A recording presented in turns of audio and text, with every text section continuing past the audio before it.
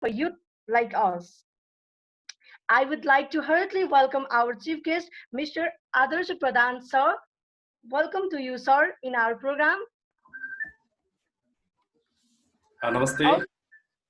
Also, I would like to give short information about him. Change your life today. Mental health and meditation for youths. Mr. Adarsh Pradhan, sir.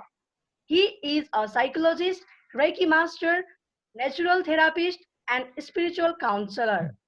He graduates his master degree in clinical psychology from Tribhuvan University, certified diabetes educator from Indo-Vietnam Medical Board, certified code blue trainer from Lincoln University, Malaysia.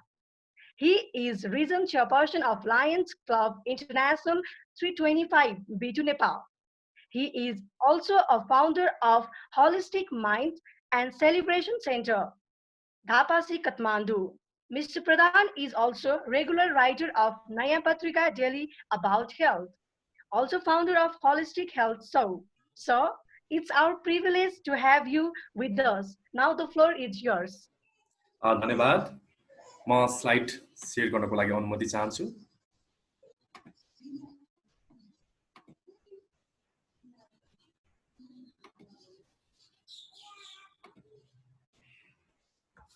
सर्वप्रथम डिकानलाई एकदमै म आभार प्रकट गर्न चाहन्छु Rajendra KC sir लगायत डिकानको team member जति पनि हुनुहुन्छ आज उहाँले मलाई यो अवसर प्रदान गर्नुभयो सबसे पहिला त म सम्पूर्ण उहाँको टिम मेम्बर लगायत अहिले फेसबुकबाट प्रत्यक्ष जोडिराख्नु भने र अहिले जुन क्लाउड मिटिङबाट जोडिरहनु हुने सम्पूर्ण प्रति holistic minds and life celebration centre र म आदर्श प्रधानको तर्फबाट हार्दिक आभार प्रकट गर्न चाहन्छु आज मेरो विषय छ mental health and meditation for youths change your life today हाम्रो जीवन भनेको भोलि गर्छु भन्यो भने कहिले पनि चेन्ज हुन सक्दैन तर म जीवनलाई परिवर्तन गर्न चाहन्छु रूपान्तरण गर्न चाहन्छु भने आजै गर्नुपर्छ द्याट्स व्हाई मेरो स्लोगन छ चेन्ज युर लाइफ टुडे यदि आज मैले यो जीवनलाई परिवर्तन गर्न चाहिन भने निश्चय पनि भोलि भन्ने कहिले पनि आउँदैन जब म राति सुतेर बिहान बिउजिन्छु फेरि आज नै भइसकेको हुन्छ त्यसकारणले म आजलाई विश्वास गर्छु र मैले यही कुरालाई अगाडि बढाउँदै छु सबसे पहिला मेन्टल हेल्थ के हो त भन्ने कुरा हामीले बुझ्नु जरुरी छ हिजोको दिनमा मेन्टल हेल्थ भनेको चाहिँ मानसिक सन्तुलन गुमाएर बाहिर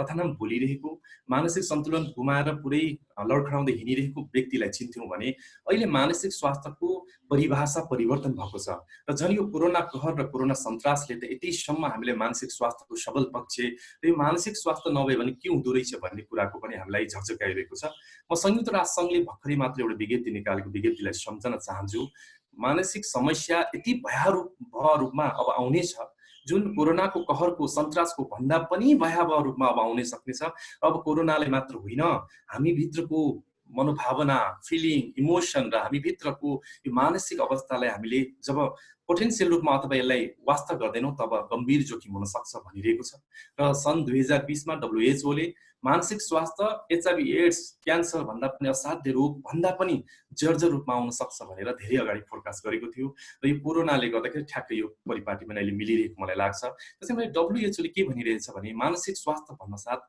हामी भित्रको पोटेन्शियल हरेक समय हरेक जीवनको उकाली ओरालीमा आउने चुनौतीलाई हामीले आत्मसात गर्न सक्छौं कि सक्दैनौं हामी भित्रको पोटेन्शियलिटी अथवा उत्पादनमुखी कुरालाई हामीले गर्न सक्छौं कि सक्दैनौं र हाम्रो कम्युनिटीलाई कन्ट्रिब्युसन सधैँ हामी भन्छौं कम्युनिटीलाई रूपान्तरण गर्ने देशलाई रूपान्तरण गर्ने जबसम्म मैले मलाई नै रूपान्तरण गर्दिन मैले देशलाई रूपान्तरण गर्नु भन्नु पनि कहिलेकाहीँ दिवा शब्द जस्तो लाग्छ त्यही कारणले नै रूपान्तरण भइरहेको छैन WHO ले यही कुरा मेन्टल हेल्थको बारेमा भनेको छ जसमा हार्मोनाइज रिलेसन टु सोसाइटी यही कुरा आयो समाजसँग हार्मोनाइज रिलेसन हुनु पर्यो ब्यालेन्स सटिस्फ्याक्सन अफ इन्डिभिजुअल ड्राइभ्स हामी भित्रको विभिन्न मोटिभ्स ड्राइभ्सहरुमा पनि सन्तुलन सन्तुष्टिको सन्तुलन हुनु पर्यो सोशल एन्ड इमोशनल वेलबिङ हामी भित्रको इमोसन हामी भित्रको सोशल पनको बीचको वेलबिङ पनि एकदमै ब्यालेन्स हुनु पर्यो त्यसै positive capacity behaviour thoughts and emotion ह्याप्पीनेस भनेको छौं हामी भित्रको सबल पक्ष भनेको सकारात्मकता हामी हरेक कुराले खाली नकारात्मक हिसाबले हेर्छौं र हाम्रो बिहेभियर पनि फरक हुन्छ थट्स पनि फरक हुन्छ इमोसन पनि फरक हुन्छ तर मेन्टल हेल्थमा हामीले मुख्यतः हाम्रो बिहेभियर थट्स र इमोसन सँग हामी एकदमै जोडेर हामी जान्छौं र हामी भित्रको ह्याप्पीनेस भनेको हाम्रो चाबी पनि हो खजाना पनि हो र हामी ह्याप्पीनेसलाई जति सक्छ बढाउने कामहरु गर्छौं र मेन्टल्ली हेल्दी पर्सन कस्तो हुन्छ त भन्ने कुरा आउँछ र यो मैले मेरो साइकोलोजिकल टर्मबाट भनेको छु। तथापि पनि यो यति कुराले मात्र पुग्दैन। एउटा मान्छे मेन्टल्ली हेल्दी हुनको लागि धेरै अवयवले काम गरिरहेको हुन्छ, तै पनि यही कुरामा सापट लिन्छु, फिल सेक्योर, मान्छेले सुरक्षितको प्रत्याभूति हुनु पर्यो, कम्फर्टेबल लाग्नु पर्यो, सेल्फ रेस्पेक्ट हुनु पर्यो, feels right towards others, friendship and love. हामी भित्रको मित्रता प्रेम जब रहँदैन भने पनि हामी मेन्टल हेल्थको रिस्क जोनभित्र पर्छौँ भन्ने गरिन्छ। र रेस्पोन्सिबिलिटी अथवा उत्तरदायित्व फेलो म्यानहरूसँगको र मिट डिमान्ड्स अफ लाइफ भनेपछि हामी हाम्रो डिमान्ड्सहरू हुन्छ नि जीवनमा, कति कुरा हामी सल्भ नै गर्न सक्दैनौँ। जब युथको कुरा आउँदाखेरि म अत्यन्त संवेदनशील हुन्छु, किनकि धेरै इस्युजहरू हुन्छ, यस्तो धेरै इस्युजहरू हुन्छ भन्ने कसले सही मार्गदर्शन दिन्छ दिँदैन, र सब इस्यु गर्ने कुरा र टेक आउन डिसिजन, आफ्नो डिसिजन आफू खुद लिनको लागि धेरै कठिनाइ हुन्छ। र यो सबै कुरा लिन सक्छ जसले त्यो मान्छे चाहिँ मेन्टल्ली हेल्दी भन्न सक्छौँ। अब मेन्टल इलनेसको कुरा यहाँनिर आइरहेको छ। हामी मेन्टल इलनेसलाई मैले भने यो धेरै कम्प्लिकेटेड विषय हो। एउटा मान्छेको मनमा के कुराले असर गर्छ भन्ने कुरा त्यति सहज कुरा होइन। तथापि पनि रिसर्च र अध्ययनले के बताउँछ भने हामीहरू ब्रेन छ नि, जुन अर्गानिक फ्याक्टर भन्छ, हामी अर्गानिक पार्ट, हाम्रो ब्रेन अथवा पार्ट अफ द ब्रेन कुनै एउटा भाग हुन सक्छ र सिङ्गो ब्रेन हुन सक्छ। यसले चाहिँ राम्रोसँग फङ्सन गरेन भने अथवा राइट वेमा काम गरेन, रङ वेमा काम गरिरहेको छ भने हामीलाई चाहिँ मेन्टल इलनेस हुन्छ, जसमा इमोसन, माइन्ड र बडी अत्यन्त महत्त्व छ। अहिले हामी खालि शरीरको उपचार गर्ने क्रममा मलाई यो शरीरमा यस्तो भयो, मलाई यस्तो गाह्रो भइरह्यो भनिरहेको हुन्छौँ, र हामी लक्षणको उपचार गरिरहँदाखेरि वास्तवमा त्यति राम्रो उपचार भइरहेको हुँदैन। ग्रामीण परिवेशमा हाम्रो आमाहरू, हाम्रो बजेहरू भनौँ, सोला हान्यो, मलाई यहाँ कमिलाले हिँडे जस्तो, मलाई यहाँ चिलाएको जस्तो, यहाँ हिँडे जस्तो, मलाई यहाँ दुख्यो भन्नुहुन्छ, तर जचाउने बेलामा केही पनि देखिँदैन, किनभने त्यो साइकोसोम्याटिक फर्ममा आइसकेको हुन्छ। बडीमा के समस्या देखिन्छ त्यो त सिम्पटम्स भयो, म्यानिफेस्टेसन भयो, तर त्यसको जरा भनेको हामी भित्रको इमोसन र माइन्डमा हुन्छ भन्ने गरिन्छ। द्याट्स वाइ मेन्टल इलनेसको जति पनि कुराहरू गरिरहन्छौँ, इमोसन र माइन्डलाई चाहिँ हामी सधैँ प्रमुख विषयको रूपमा लिन्छौँ, र 90% भन्दा बेसी समस्या हाम्रो माइन्डबाट नै सोम्याटिक फर्म हुँदै शरीरमा आइरहेको म कुरा पनि यहाँले जानकारी गराउँदछु। र वार्निङ सिग्नल्सहरू चाहिँ के हुन सक्छ त?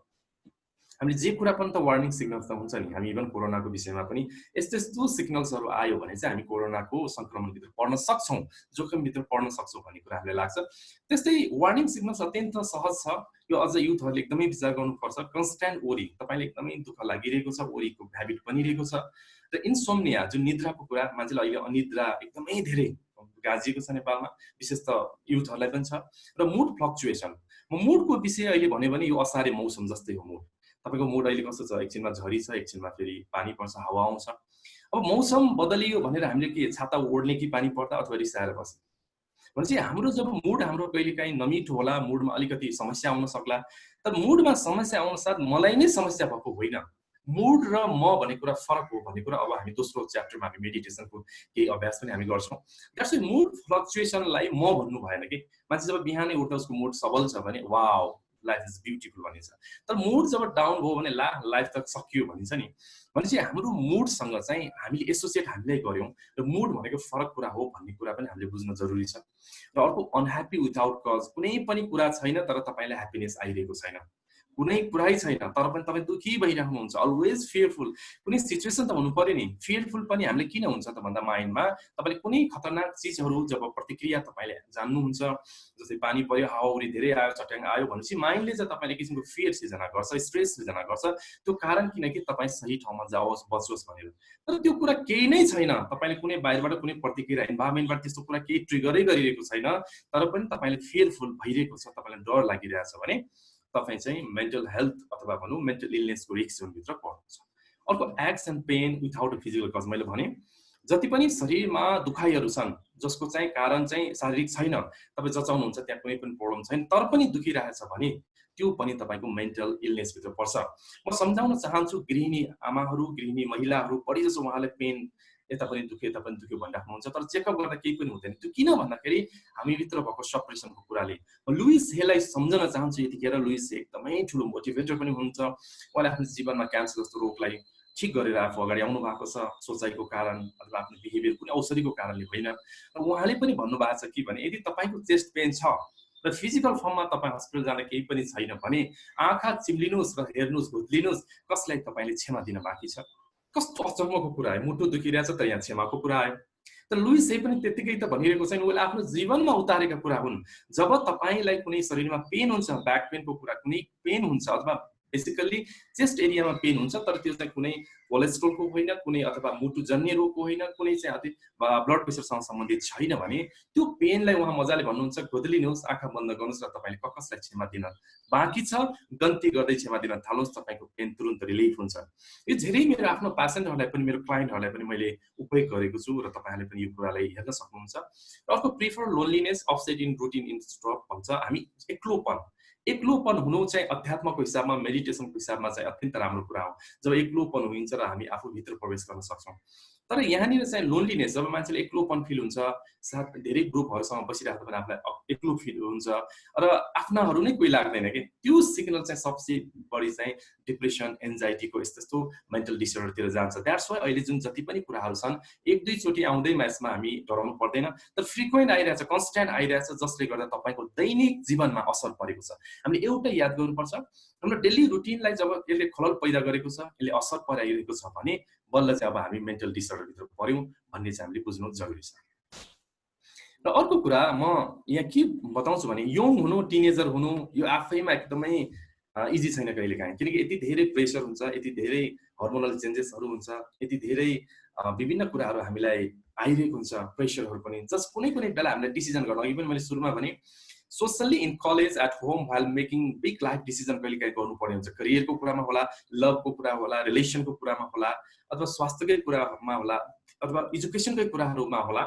त्यति बेला त्यति सहज छैन, यो उमेर पनि एकदमै हामी चाइल्ड र परिपक्व भएको अवस्थाको बिचको पिरियड भयो। त्यसैले यङहरूलाई कहिलेकाहीँ चाहिँ तपाईँको डिसिजन गर्नुपर्ने बेलामा अत्यन्त चाहिँ एकदमै सहजता हुँदैन। र worrying about this pressure is normal. मैले के भनिरहेको छु भने ओरी हुनु चाहिँ, प्रेसर हुनु चाहिँ त्यो कुनै अस्वाभाविक कुरा होइन।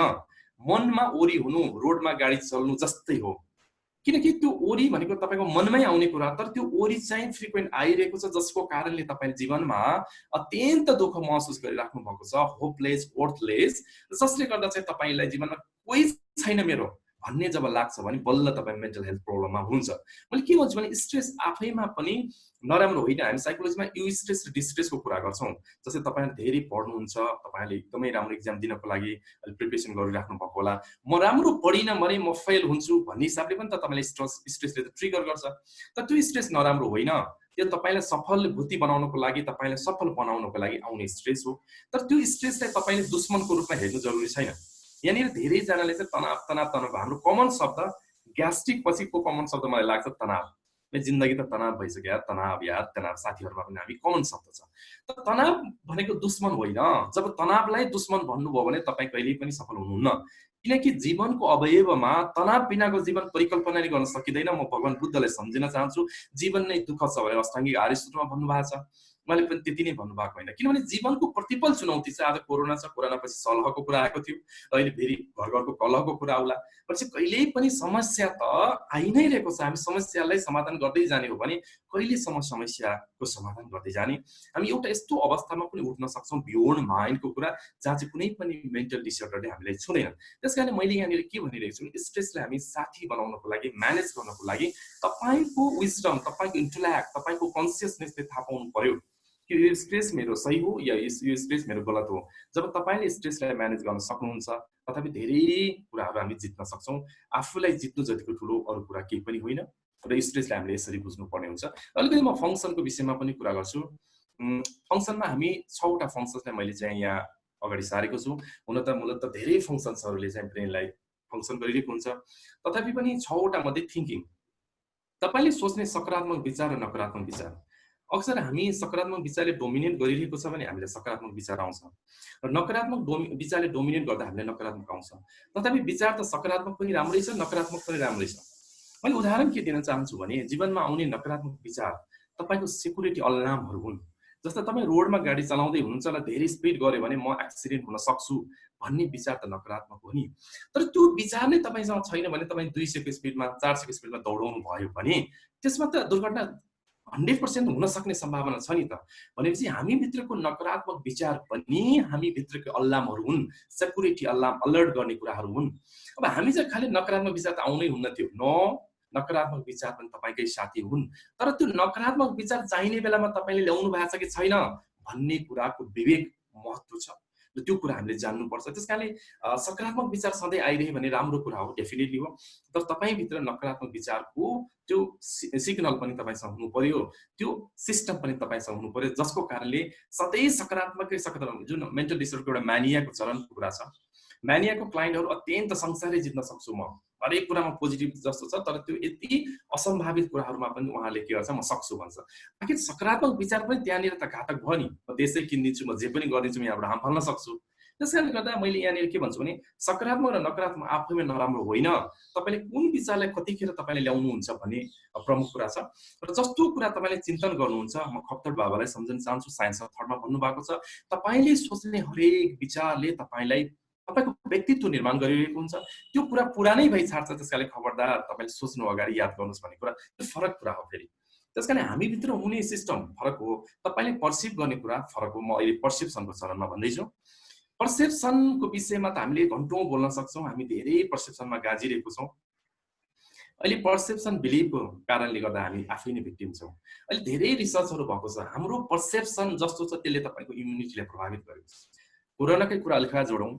कोरोना हामी भनिराख्दा कोरोनाले मर्छ मर्दैन थाहा छैन, तर कोरोनाको जुन फोबियाको कारणले हाम्रो टोटली इम्युनिटीलाई डाउन गरेको छ।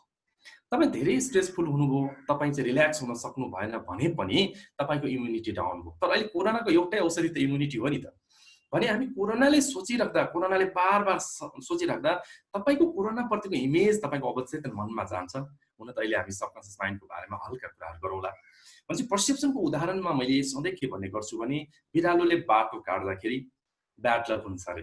अब हामी युथहरूलाई कतिको यो कुराले प्रभाव गर्छ गर्दैन मलाई थाहा छैन, तर एउटा कुरा हामीले सोचौँ न, बिरालोले बाटो काट्दा चाहिँ तपाईँको ब्याड लक हुन्छ अथवा अलैसिन लाग्छ अरे, त्यो कहाँबाट आएको धारणा हो त? यो स्टिकमा कहाँबाट आइरहेको छ त?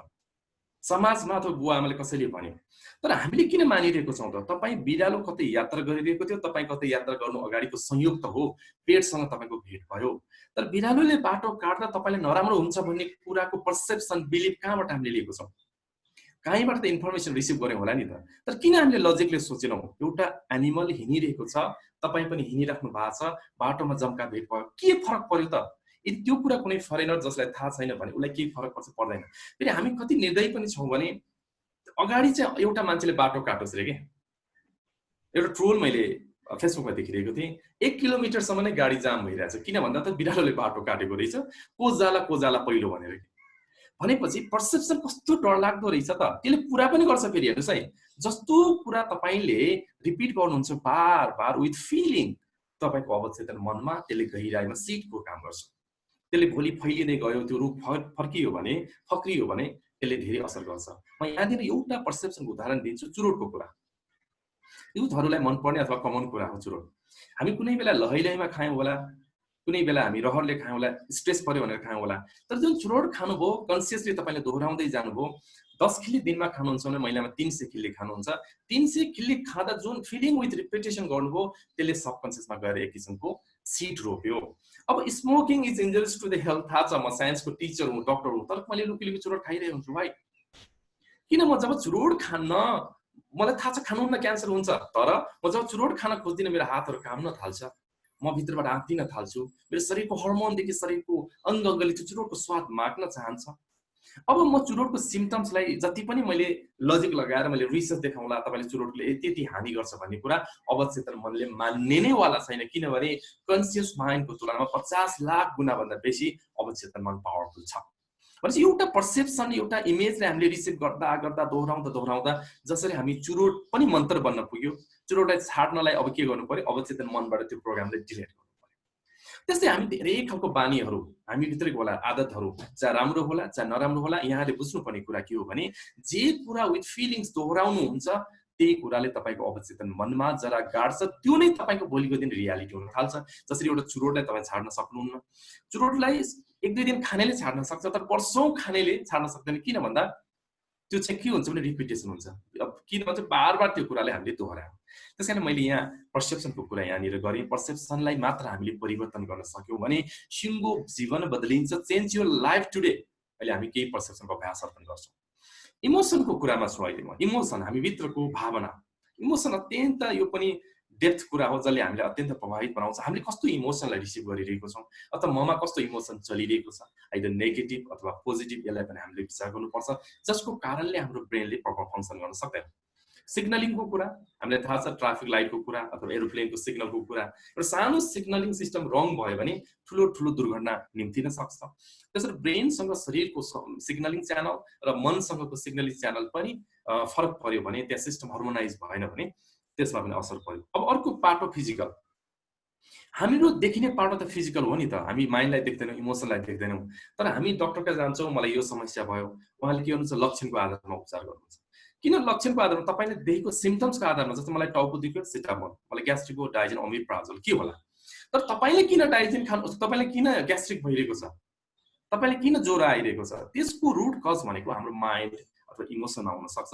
त्यसैले कहिलेकाहीँ यो डक्टरको चिकित्साहरू पनि त्यति फ्रुटफुल हुँदैन, किन भन्दा हामी फिजिकल फर्ममा मात्र चाहिँ काम गर्दाखेरि त्यस्तो समस्या हुन सक्छ। अर्को कुरा, अब फिजिकल फर्मलाई हामीले खाली फिजिकल फर्ममा मात्र होइन, मैले खाली यहाँ बुझाउन खोजेको के हो भने, कहिलेकाहीँ हामी लक्षणको मात्र उपचार गरिरह्यौँ भने लक्षणको कारणको उपचारमा हामी पुग्दैनौँ र हामीहरू जति पनि चिकित्सा विधि एलोप्याथीमा छ, कन्ट्रोलको सिस्टममा छ, क्युरेबल छैन। पेट दुख्यो, पेटको दबाई, टाउको दुख्यो, टाउको दबाई, र जब टाउको दुख्दाखेरि तपाईँलाई पेन किलर दियो भने फेरि हामीलाई ग्यास्ट्रिकको दबाई दिनुपर्छ, किन उसको साइड इफेक्ट पनि छ। तर तपाईँले किन टाउको दुखिरहेको छ, तपाईँले किन अनिद्रा लागिरहेको छ, समाधान निद्रा नलाग्दा निद्राको औषधि होइन, समाधान त तपाईँलाई कुन कुराको कारण गर्दा तपाईँ इन्सोम्नियाको सफर भइराख्नु भएको छ, त्यो कुराले हामीले बुझ्नुपर्छ। त्यसैले यो फिजिकल पाटोलाई एकदमै याद गर्नुपर्छ। हाम्रो शरीरमा तलमाथि केही भयो भने मनलाई असर गर्छ, मनलाई तलमाथि भयो भने शरीरलाई गर्छ। यो नङ र मासुसँगकै सम्बन्ध हो। कसरी भन्दा, तपाईँको शरीरमा के इन्जुरी भयो भने पनि माइन्डमा त तपाईँले प्यानिक भयो नि, तपाईँ निद्रा पनि लाग्दैन, स्ट्रेस हुन्छ नि। तर तपाईँले धेरै स्ट्रेस भयो भने तपाईँको फिजिकल पार्टमा स्ट्रेस हुने, ब्लड प्रेसर हाई हुने, सुगर बढ्ने पनि त हुनसक्छ।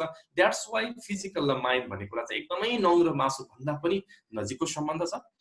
र बिहेभियरको कुरा आयो, बिहेभियर पनि अत्यन्त धेरै महत्त्व राख्दछ। हामी बाहिर इन्भाइरोमेन्टबाट होस्, हामी अन्य कुराबाट हामीले बिहेभियर हाम्रो परिवर्तन हुन्छ, र त्यो बिहेभियर जब परिवर्तन हुन्छ जसले पनि हाम्रो ब्रेनको प्रपर फङ्सनमा असर गर्छ, र ब्रेनको प्रपर फङ्सन राम्रो भएन भने पनि फेरि तपाईँको बिहेभियरमा परिणत हुन्छ। जस्तै एउटा मान्छे डिप्रेसिभ भयो भने कसरी बस्छ होला, यसरी, ला जीवन त खत्तम छ। तपाईँको पोस्चर्स कस्तो हुन्छ, बडी ल्याङ्ग्वेज, ला जीवन त खत्तम छ, सकिएन, हेर्नुहोस् है। जब तपाईँ सिधा टक्क बस्नुहुन्छ, तपाईँको त्यो सोचै बदलिन्छ। र हामी केही कुराहरू अहिले चाहिँ जियो लाइफको टिप्सहरूमा पनि म दिन्छु त्यो कुराहरू। र the cause of mental illness are complicated, मैले अघि नै भने एकदमै कम्प्लिकेटेड छ यो कुरा। यति नै हो, यही नै हो भन्नको लागि हामीलाई अत्यन्त कठिनाइ छ। तथापि पनि हामीले तीनटा कुरालाई यहाँ हेर्ने गरिन्छ, जेनेटिक पार्ट, इन्भाइरोमेन्टको टाप, ब्रेन डिसअर्डर, जसलाई सोसियल, मेन्टल र साइकोलोजिकल पार्टबाट पनि हामीले हेर्छौँ। भनेको मतलब जेनेटिक टाइपबाट आएका कुराहरूले पनि हामीमा मेन्टल इलनेस हुन सक्छ भन्ने गरिन्छ। र परिवारमा आफ्नो बुवा आमा अथवा आफ्नो बाजे कसैलाई चाहिँ कुनै खालको मेन्टल डिसअर्डर भएको छ, इलनेस भएको छ भने हामीलाई पनि आउन सक्छ भन्ने कुराहरू छन्। र अर्को कुरा, इन्भाइरोमेन्टको फ्याक्टरमा धेरै कुराहरू हामीले पर्सिभ गरिरहेको हुन्छौँ। इन्भाइरोमेन्टको पार्ट जुन सोसियल पनि भन्छौँ हामी इन्भाइरोमेन्टलाई, सोसियल पार्टबाट, समाजबाट धेरै कुरा हामीले रिसिभ गरिरहेको हुन्छौँ, जसले गर्दा पनि हामीलाई मेन्टल इलनेसहरू हुन सक्छ भन्ने कजमा आएको छ। र अर्को ब्रेन डिसअर्डर, ब्रेन डिसअर्डरमा एउटा अर्गानिक पार्ट, जस्तै कोही मान्छे लड्यो भने उसको ब्रेनमा केही फिजिकली पार्टमा नि समस्या भयो भने पनि यसले चाहिँ हामीलाई के गर्छ, असर पुर्याउन सक्छ। र मूलतः जेनेटिक, इन्भाइरोमेन्ट र ब्रेन अथवा साइको सोसियल कुरा जुन गऱ्यौँ, साइको भनेको हाम्रो माइन्डको कुराहरू र इन्भाइरोमेन्ट सोसियलको कुरा गरौँ, ब्रेन डिसअर्डर भनेको हाम्रो ब्रेनको कुराहरू गऱ्यौँ, जुन कहिलेकाहीँ फिजिकल्ली हाम्रो चाहिँ ड्यामेज हुँदा, हामी लड्दा अथवा हाम्रो नसाहरू ब्रेनको सुक्दा पनि हामीले प्रब्लम हुन सक्छ भन्ने कुरा चाहिँ मैले यहाँ गरेँ। र मेन कुरा अब हामीले बुझ्नुपर्ने कुरा, मेन्टल इलनेस इन यङ पिपलमा चाहिँ अब कस्तो कस्तो मेन्टल इलनेसहरू हुन सक्छ त। यहाँले कमन शब्द डिप्रेसन, यार मलाई त डिप्रेसन भयो होला, मलाई त के भयो होला, के भयो होला भनिन्छ नि, एन्जाइटी भयो होला, यो एकदमै मोस्ट कमन एउटा समस्या पनि हो र शब्द पनि हो। र डिप्रेसन जस्तो देखिँदैमा डिप्रेसन हुन्छ हुँदैन भन्ने कुरा पनि मैले भने, कन्स्ट्यान्टली त्यो कुराहरू आइराख्नु पर्यो। जीवनमा मेरो कोही पनि छैन, जीवनमा म एक्लो छु, मेरो यो जीवन व्यर्थ छ, मैले केही पनि लाइफमा गर्न सक्दिनँ, ओर्थलेस, होपलेसनेस, लोनलीनेस, यो तीनटा कुरालाई हामीले याद गर्छौँ। त्यो बार त्यही कुरा आउन थाल्यो भने एक दिन दुई दिन आउँदैमा हामी डराउनु पर्दैन। मैले अघि के भने, अवचेतन मनमा बस्नको लागि त्यो रिपिटेसन हुनु पर्यो विथ फिलिङ। तर हामी पीडाको बेलामा बढी हामी फिलिङ हाम्रो एकदम एक्टिभ हुन्छ र माइन्ड पनि एक्टिभ हुन्छ। किन? खुसीको कुरा हामी फितलो तरिकाले हामी सोच्छौँ, त्यसलाई रिपिट गर्छौँ। तर जब तपाईँले दुःख लाग्छ नि तपाईँको एकदमै सबकन्सियसमा एक्टिभ भएको हुन्छ, किनभने हामीले विथ फिलिङ तपाईँले त्यो दुःख भएको घटनाले एकदमै मनमा छुन्छ, तपाईँको भित्रभित्र पनि त्यसले फिल गराउँछ। द्याट्स वाइ हामीले चाहिँ माइन्डमा ट्रिगर गर्छ। डिप्रेसन, एन्जाइटी, मनभित्र धेरै कुराहरू चल्ने, डराउने, त्यहाँ धेरै खालको छ एन्जाइटीको पनि टाइप्सहरू, तर यो जरुरी छैन। तर मुख्यतः हामीले बुझ्नुपर्ने कुराहरू डिप्रेसन, एन्जाइटी जो चाहिँ हाम्रो मनबाट हामी उठ्न सकेनौँ भने र मनमा को परिवेशमा आउन सक्ने समस्याहरू हुन्। सेल्फ हार्म, हामीले आफूलाई नै हार्म गर्न मन लाग्ने, हेर्नुहोस् है, अरूलाई हार्म गर्न मन लाग्नु त त्यो फरक पाटोको कुरा, तर आफूले आफूलाई नै हार्म गर्ने, कसरी आफूले आफूले दुःख दिने, जस्तो काट्ने, कहिले कहिले घोज्ने, पीडा दिने, हामी आफूले आफूले जुन हार्म गर्न थाल्छौँ, अहिले त हामी सेल्फ रेस्पेक्टको पनि कुरा गऱ्यौँ, त्यसले पनि हामीलाई मेन्टल इलनेस चाहिँ हुनसक्छ। र यो यङहरूमा चाहिँ अलिकति ब्लड पनि तातो र एकदम इनर्जी पनि हाई, द्याट्स वाइ म आफैले आफूले सकाइदिन्छु भन्ने पनि कतिपय ठाउँमा भएको छ। र अर्को कुरा सुसाइडल बिहेभियर म यहाँ जोड्न चाहन्छु। सुसाइडल बिहेभियर अहिले एकदमै चर्चित छ, तपाईँहरूले पनि थाहा छ। भर्खरै मात्र पनि लकडाउन पिरियडमा मात्र हामीले हेर्दा नेपालमा मैले 11 चैत्रदेखि 17 जेठसम्मको डाटा हेर्दाखेरि 1105 जना मान्छे सुसाइडल टेन्डेन्सी यानि कि सुसाइड कमिट गरेको छ। अब हेर्नुहोस् त, कोरोनाले मरेको मान्छेको तुलनामा भन्दा पनि, अब कोरोनाले त्यो सबै कोरोनै लाएर मरेको मरेन भन्ने कुरा हामीलाई थाहा छैन, तर यो सुसाइड त कन्फर्म छ नि। 11 चैतदेखि 17 चैतसम्मको डेटा हेर्दाखेरि 1105 जना मान्छे मरेको देखिन्छ। त्यो डेटा नेपाल पुलिससँगको आधारमा हेर्ने भने पर डे 16+ चाहिँ सुसाइड कमिट गरिरहेछ। अब भनौँ न, आज हामी दिनभरि हामी यो कार्यक्रम गरिराख्दा पनि सायद धेरैजनाले सुसाइड कमिट गरिसक्यो होला भनेपछि पर डे 16 जनाले चाहिँ सुसाइड कमिट गरिरहेछ। र सुसाइड नै हाइएस्ट कज अफ डेथ भनेर चाहिँ युथहरूमा अझ भइरहेको छ। र एकदमै राम्रो कन्ट्री युएसमा पनि एकदमै यसलाई चाहिँ थर्ड लिडिङ कज भनिन्छ डेथमा। त्यसैले यो सुसाइडल बिहेभियर कसरी आउँछ त? जब मान्छेलाई डिप्रेसन भयो, मैले जीवनमा कोही पनि छैन, अब म सकिएँ, म खत्तम भएँ भन्ने इमेज तपाईँले बार बार पर्सिभ गर्न थाल्नुभयो, मैले अघि भने नि पर्सेप्सन बिलिभको कुरा, तब तपाईँलाई एकदम हुन्छ कि अब जीवनमा तपाईँले कोही नै देख्नुहुन्न, तपाईँको अत्यन्त प्रिय साथी, बुबा मम्मी कोही पनि देख्नुहुन्न। अब तपाईँमा जीवनमा तपाईँ जतिको अभाग्य बस भएको अभागी व्यक्ति, तपाईँ जतिको निकृष्ट व्यक्ति कोही छैन, उसलाई लाग्छ उसले विभिन्न सुसाइडल चिजहरू प्रयोग गरे। जस्तो अहिले डेटामा के आएको छ, झुन्डेर मर्ने धेरै भएको छ, हाम फालेर मर्ने, पोइजन खाएर मर्ने, काटेर मर्ने, यस्ता धेरै धेरै सुसाइडलको प्र्याक्टिस गरेको देखिन्छ। त्यसैले यो सुसाइडल बिहेभियर युवामा आउनुको कारण चाहिँ किन भन्दा, एउटा चाहिँ डिप्रेसन भयो भने र क्रोनिक फेजको डिप्रेसन भयो भने मान्छेले सुसाइड गर्न मन लाग्छ। अर्को कुरा चाहिँ मान्छेलाई यो बेलामा गाइड गर्ने मान्छे नभए पनि कि कमसेकम घरमा चाहिँ छोराहरू अथवा कोही चाहिँ एक्लो बसिरहेको छ, कोठाबाट निक्लिँदैन, बाहिर गेम मात्र खेल्छ, अथवा उसै कोठा हेर्दा पनि लथालिङ्ग छ, फुङ्गो उडेको मुहार जस्तो छ, खाना खोज्दैन, जीवनको दैनिकी डेली रुटिनमा काम गर्दैन भने हामी सजग हुनुपर्छ, हामीले याद गर्नुपर्छ। किनकि हामीले त्यो बिहेभियरलाई थाहा पायौँ भने हामीले उनीहरूको जीवनमा रूपान्तरण ल्याउन सक्छौँ, उनीहरूको जीवनबाट सुसाइड कमिटबाट रोक्न सक्छौँ। र हामीले पनि धेरै ती कुराहरू गरेको छौँ र मेरो अनुभवमा पनि छ। यदि त्यति बेला उनीहरूको कुरा सुनिदियौँ भने, उनीहरूलाई बोलिदियौँ भने हामीले चाहिँ त्यो हदलाई रोक्न सक्छौँ र सुसाइड गर्ने मान्छेलाई पनि रूपान्तरण गरेर हामी प्रेममा परिवर्तन गर्न सक्छौँ। तर हामी चाहिँ के चाहन्छौँ भने हामी आम मान्छे जस्तै खोज्छौँ उहाँहरूमा। सुसाइड गर्ने मान्छे, मेन्टल इलनेसको मान्छे रोगी भएपछि हामी जतिको पर्फेक्सन हुँदैन, उनीहरू बोल्न चाहँदैन, उनीहरूले आई टु आई कन्ट्याक्ट गर्दैन, उनीहरू न्युरियर घोप्टेर बस्छ, उनीहरूको मेमोरी पनि कम भएको हुन्छ। त्यो भन्दैमा हामीले चाहिँ अरूको छोराछोरीको तुलना गरेर मेरो छोराछोरी पनि अरूको जस्तै हुनुपर्छ के छ र भन्ने हिसाबले मात्र हामीले बुझ्यौँ भने कहिले काहीँ चाहिँ हाम्रो आफ्नै परिवारभित्र पनि मेन्टल इलनेसको हामी खालि सुसाइडलको कुरा मात्र होइन, अन्य कुराबाट पनि हामी जोखिममा रहन सक्छौँ।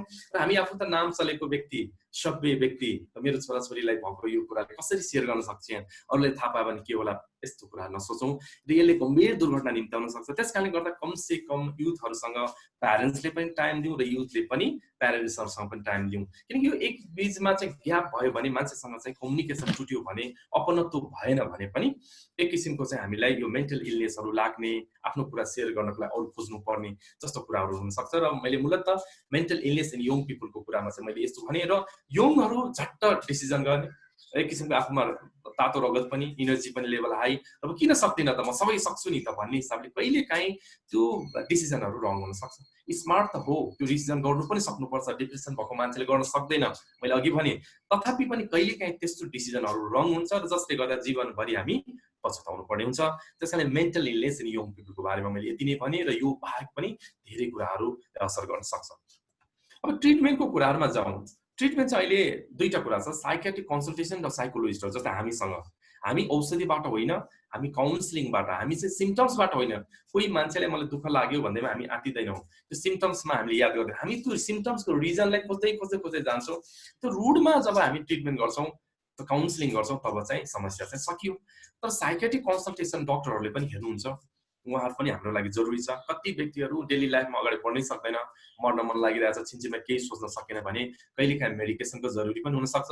त्यसको लागि साइकेट्रिक डक्टरहरूसँग पनि कन्सल्टेसनको लागि जान सक्नुहुन्छ, साइकोलोजिस्टसँग पनि जान सक्नुपर्छ। अब कुन कुरालाई चाहिँ जाने त भन्दाखेरि, यदि तपाईँलाई चाहिने भन्दा बेसी रिस उठ्छ, तपाईँलाई रिस उठेन, केही गर्न मन लागेन, अथवा तपाईँलाई एकदम इरिटेसन भइरहेको छ, अथवा अघि भनेको जति पनि कारणहरू छ भने पनि, अथवा करियरको डिसिजन गर्न सक्नु भएन भने पनि, म त के भन्छु भने एकचोटि साइकोलोजिस्टसँग चाहिँ कन्सल्टेसन गर्दाखेरि केही पनि हार्म हुँदैन। तपाईँले एक किसिमको वे देखाइदिनु। साइकोलोजिस्टले के गर्छ हामीले भन्दा, तपाईँले मार्गदर्शन दिने होइन, पथ प्रदर्शन गर्ने पनि होइन, तपाईँले रियलाइजेसन गर्ने। बस यो कुरा चाहिँ यसो गर्दा यस्तो हुन्छ भन्ने कुरा तपाईँले रियलाइज गर्दै जानुहुन्छ।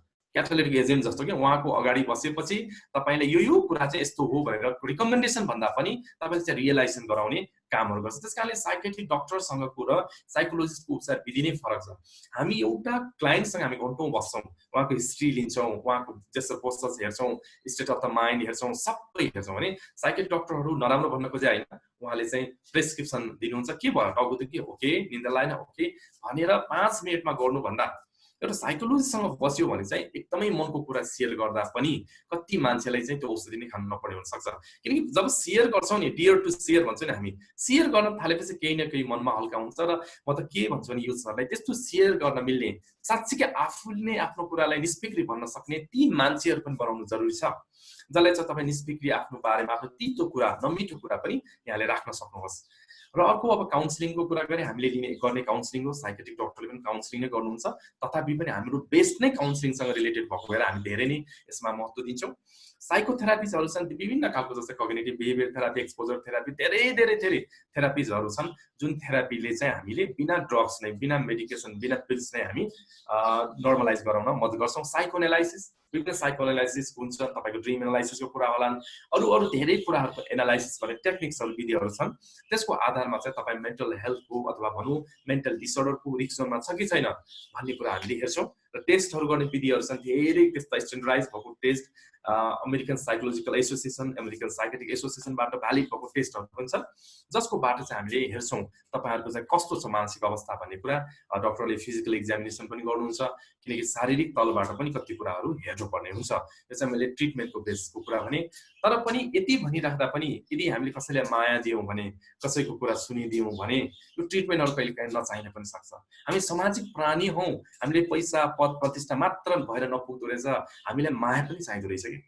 यदि हाम्रो कुरा सुनिदिने मान्छे, मलाई पनि मेरो खुसीमा हाँसिदिने मान्छे छ, मलाई रुँदाखेरि मेरो काँध थापिदिने मान्छे छ भन्ने लाग्छ भने त्यो मान्छेलाई फेरि यो ट्रिटमेन्ट आवश्यकता कहिलेकाहीँ नहुने पनि हुनसक्छ। द्याट्स वाइ म के भन्छु भने सबै मान्छे नै काउन्सिलर हो, सबै मान्छे नै जीवनमा काउन्सिलर हो। हामीले पनि कोही कसैलाई अघि भनेको सिम्पटम्सहरू आइरहेको छन् भने प्लिज कृपया हामी साइकियाट्रिक र साइकोलोजिस्टको पुग्नु त धेरै टाढाको कुरा, तपाईँ हामीले पनि उहाँलाई गाइड गर्न सक्छौँ। म यो कुरा पनि यहाँलाई अनुरोध गरेँ। सेल्फ म्यानेजमेन्ट स्किलको धेरै छ, तर यहाँ चाहिँ मैले ट्रिगर्स भएको कुराहरू छ नि, हामीलाई कुन कुराले ट्रिगर्स गरिरहेको छ, त्यो ट्रिगर्स भएको कुराहरूलाई चाहिँ हामीले हेऱ्यौँ भने, रिकग्नाइज गऱ्यौँ भने त्यसले पनि हामीलाई एकदमै राम्रो बनाउन सक्छ।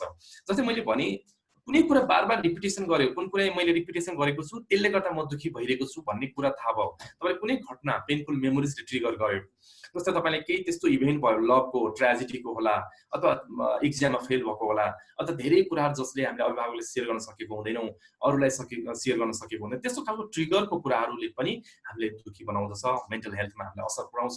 त्यस्तो कुराको पहिचान गर्यो भने पनि त्यसले चाहिँ हामीलाई सहज रूपमा बाहिर निक्लिन सक्छौँ। अर्को चाहिँ हामी वार्निङ साइन्स चाहिँ पोसिबल क्राइसिसको वार्निङ साइन्स के हो त?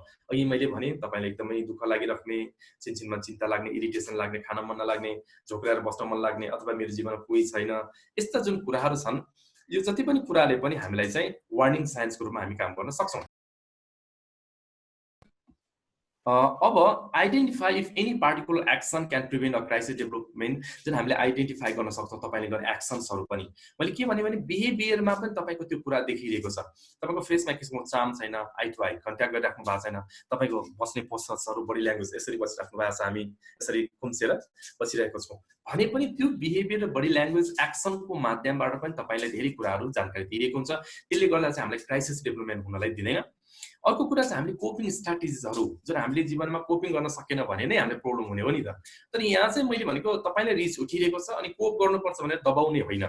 रिसलाई चाहिँ हामीले अवेर हुने कुरा फरक हो। र हामी धेरै मान्छेहरूले एङ्गर म्यानेजमेन्टको टेक्निकमा हामी एङ्गर म्यानेजमेन्टको कारण गर्न नसकेर पनि धेरै मान्छेहरूको आफ्नो पर्सनालिटी नै गुमाइरहेको छ।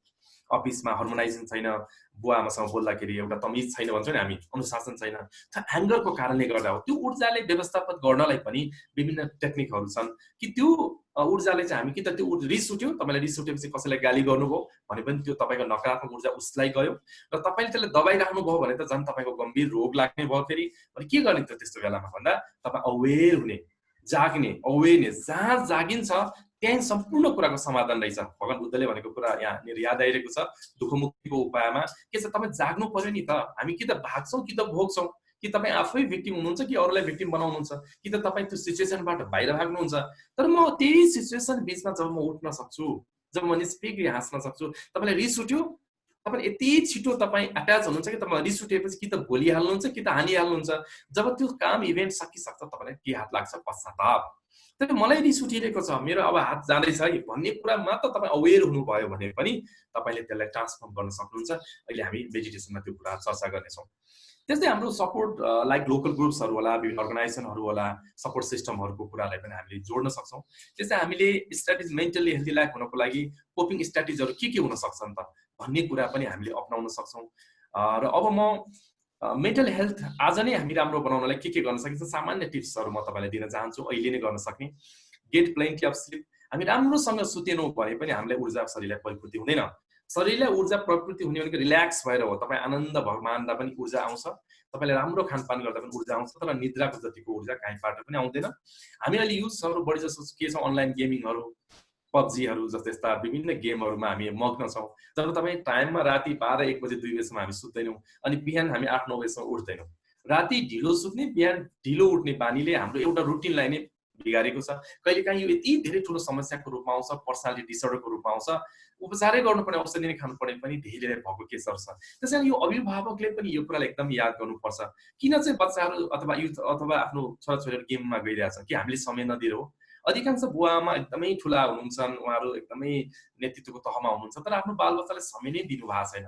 जब बालबच्चाले समय नै तपाईँलाई दिनुहुन्न, उनीहरूको भित्र कुरा सुन्न सक्नुहुन्न, उनीहरूले के गर्ने त? गेम खेल्ने नै हो, यताउता जाने नै हो। त्यसैले यो कुरालाई अलिकति हामीले चाहिँ कम गर्यो भने हाम्रो स्लिप चाहिँ राम्रो हुन्छ र एटलिस्ट राति सुत्ने बेलामा सोसल साइटहरू कम सक गर्ने, गेमहरू नहेर्ने अथवा नखेल्ने एउटा सानो एउटा अनुशासन चाहिँ जीवनमा हामी लागू गर्न सकेन भने आज तपाईँले तपाईँको जीवन परिवर्तन गर्न सक्नुहुन्न।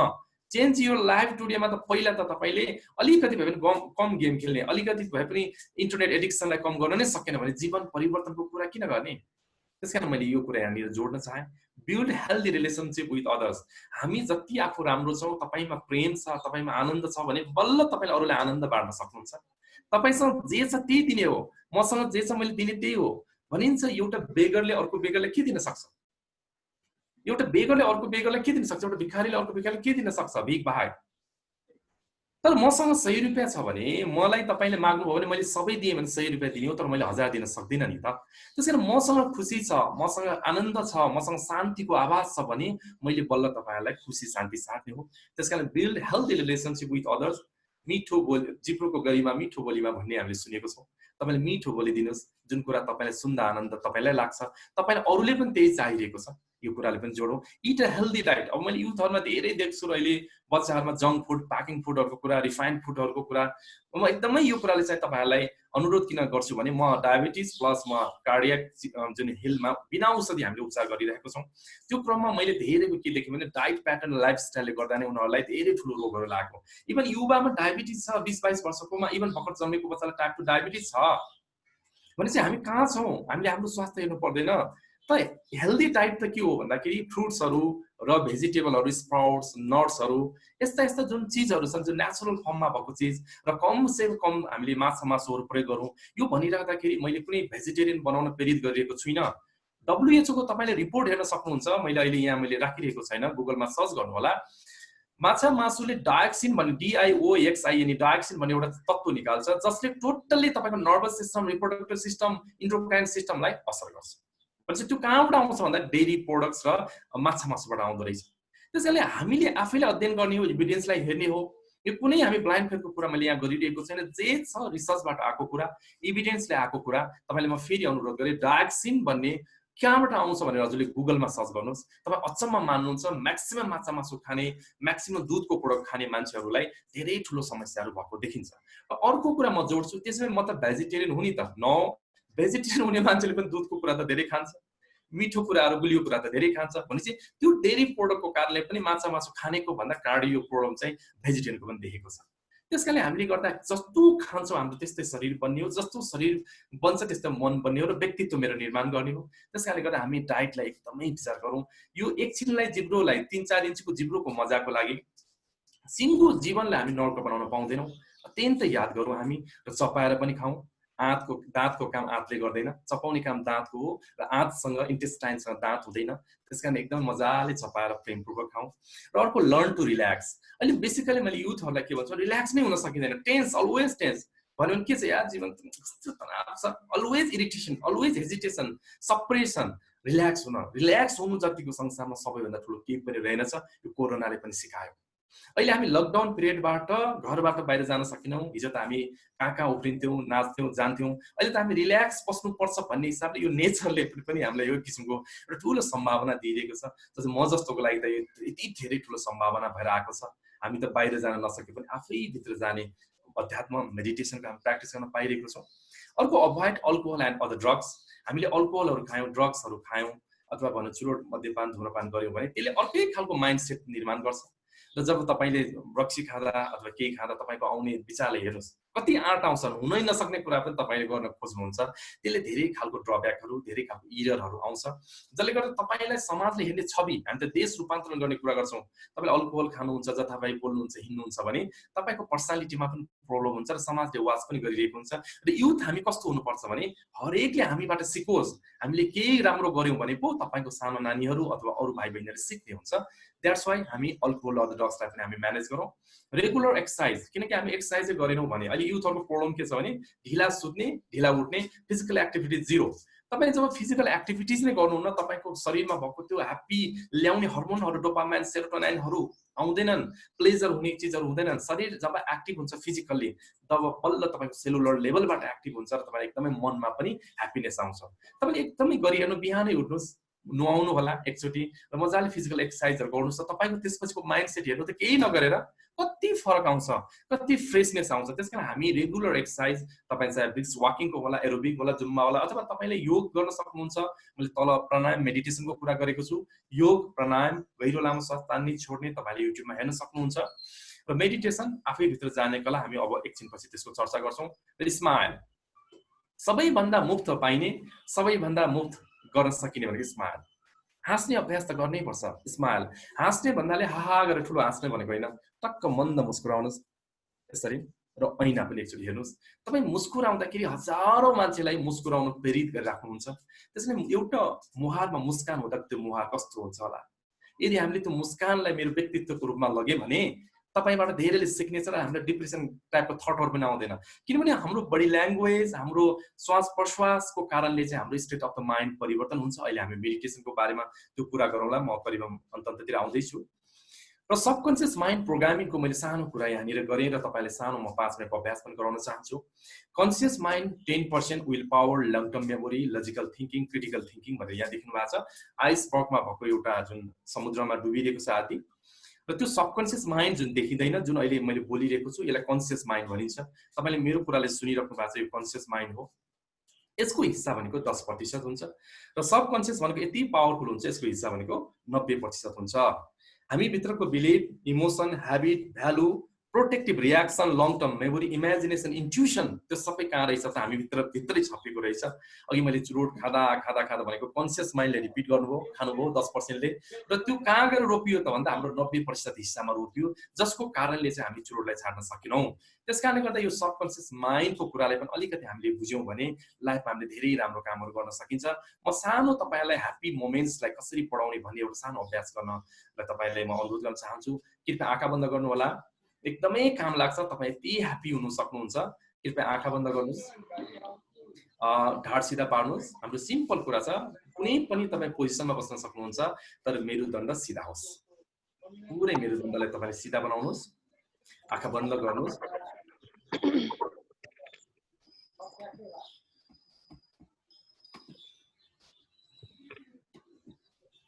कृपया आँखा बन्द गर्नुहोस् र गहिरो लामो श्वास 3 चोटि। केही गर्नु पर्दैन, कहिले मेडिटेसन जानेको पनि मान्छे हुनु पर्दैन। गहिरो लामो श्वास 3 चोटि फेरौँ। बिस्तारी श्वास तानौँ, बिस्तारी श्वास छोडौँ। कृपया माइक तपाईँ अन भएको छ, अनम्युट गरिदिनुहोस् प्लिज। बिस्तारै गहिरो लामो श्वास तान्नुहोस्, बिस्तारै छोड्नुहोस्। पुरै श्वास तान्दा अझ बेली तल पेटबाट नाभिबाट तान्दा अझ राम्रो हुन्छ। गहिरो लामो श्वास, गहिरो लामो श्वास छोड्दै जाउँ। तपाईको जीवनमा सबैभन्दा ह्याप्पिएस्ट मोमेन्ट्स कहिले थियो त्यसलाई सम्झनुहोस्। कृपया आँखा बिल्कुल नखोलिदिनुहोस्, एकदम शरीरलाई स्थिरता राख्नुहोस्। हामी एकछिन 5 मिनट, जस्ट 5 मिनट्स। तपाईको जीवनमा कहिलेकाहीँ तपाईको बर्थडे मनाइदिँदा होला, तपाईले कुनै पुरस्कार पाउँदा होला, तपाईले सरप्राइज केही न्युज सुन्दा होला, कुनै पनि कुरा हुन सक्छ। तपाईको जीवनको त्यो ब्युटिफुल मेमोरिजलाई सम्झनुहोस्। मेरो जीवनमा त दुःखै दुःख छ चाहिँ नभन्नुहोस् है, कृपया सम्झिनै पर्छ। तपाईको जीवनमा त्यो जे पनि हुन सक्छ। कसैको एउटा फोन कल, कसैले तपाईले केही भनेको दिएको, बच्चापनमा चाइल्डहुडको बेला पनि हुन सक्छ। त्यसलाई सम्झनुहोस्। त्यति बेला तपाई कस्तो लुगा लगाइराख्नु भएको थियो त्यसलाई पनि सम्झिने प्रयास गर्नुहोस्। कुन कलरको लुगा थियो सकिनुहुन्छ भने त्यसलाई पनि सम्झनुहोस्। त्यति बेला को थिए वरिपरि, को व्यक्तिहरू थिए त्यसलाई पनि याद गर्नुहोस्। र उहाँहरूले पनि कस्तो लुगा लगाइरहेको थियो सक्नुहुन्छ भने कलरलाई पनि याद गर्नुहोस्। त्यो कतिखेरको समय थियो, घर बाहिर थियो या भित्र थियो, यस्तै असारको झरी थियो या हावामा आइरहेको बेला थियो, गर्मी थियो या चिसो थियो, पुरा त्यो समयलाई स्क्यान गर्नुहोस् जहाँ तपाई साच्चै खुसी हुनुहुन्थ्यो। त्यो खुसी हुँदा के आवाज सुन्नु भएको थियो, केही त सुन्नु भएको होला नि, वाउ तिम्रो यस्तो हो अथवा तपाईको यस्तो केही भनिरहेको थियो होला नि। त्यो आवाजलाई पनि तपाई सुन्नुहोस् र तपाईले के बोलिरहनु भएको थियो तपाईको आवाजलाई पनि तपाईले सुन्नुहोस्। पुरै ह्याप्पी हुँदा तपाईको ओठ कस्तो मुस्कुराइरहेको थियो, तपाईको हृदय कस्तो ह्याप्पी भइरहेको थियो, त्यो मोमेन्ट्सलाई पुरा फिल गर्नुहोस् भित्रबाट, कि पुरा फिल गर्नुहोस् त्यो ह्याप्पी मोमेन्ट्स कस्तो थियो। पुरै म फेरि लास्ट रिपिट गर्छु, त्यहाँ को थिए, कस्ता लुगा लगाइरहेको थिए, तपाईले कस्तो लुगा लाउनु भएको थियो, र तपाई हाँस्दा तपाईको बडी ल्याङ्ग्वेज कस्तो भइरहेको थियो, र कस्तो खुसी तपाईले ग्रहण गरिराख्नु भएको थियो, र तपाईले कस्तो साउन्ड सुनिराख्नु भएको थियो। मैले 3टा कुरा यहाँनिर भने। र यो खुसी हुँदाखेरि तपाईको शरीरले खुसी फिल गरिरहेको छ मित्रहरू, एकदमै याद गर्नु यो कुरालाई। यो खुसीको पनि लोकेसन हुन्छ। यो खुसी पनि हाम्रो माइन्डको कुन भागमा छ त अहिले हामी स्क्यान गरी हेर्छौं। तपाईले यो खुसी भइराख्दाखेरि शरीरको कुनै अर्गान, छाती होला, पेट होला, त्यसले फिल गरिरहेछ, त्यसमा दाहिने हात राख्नुहोस् कृपया। तपाईले यो खुसीलाई मेमोराइज गरिराख्ने बेलामा तपाईको शरीरमा एउटा पार्ट ह्याप्पी भइरहेको छ, एउटा पार्ट प्रभावित भइरहेको छ, इफेक्ट भइरहेछ, त्यसमा दाहिने हात राख्नुहोस् र त्यसलाई एउटा कलर दिनुहोस्। एउटा कलर दिनुहोस्।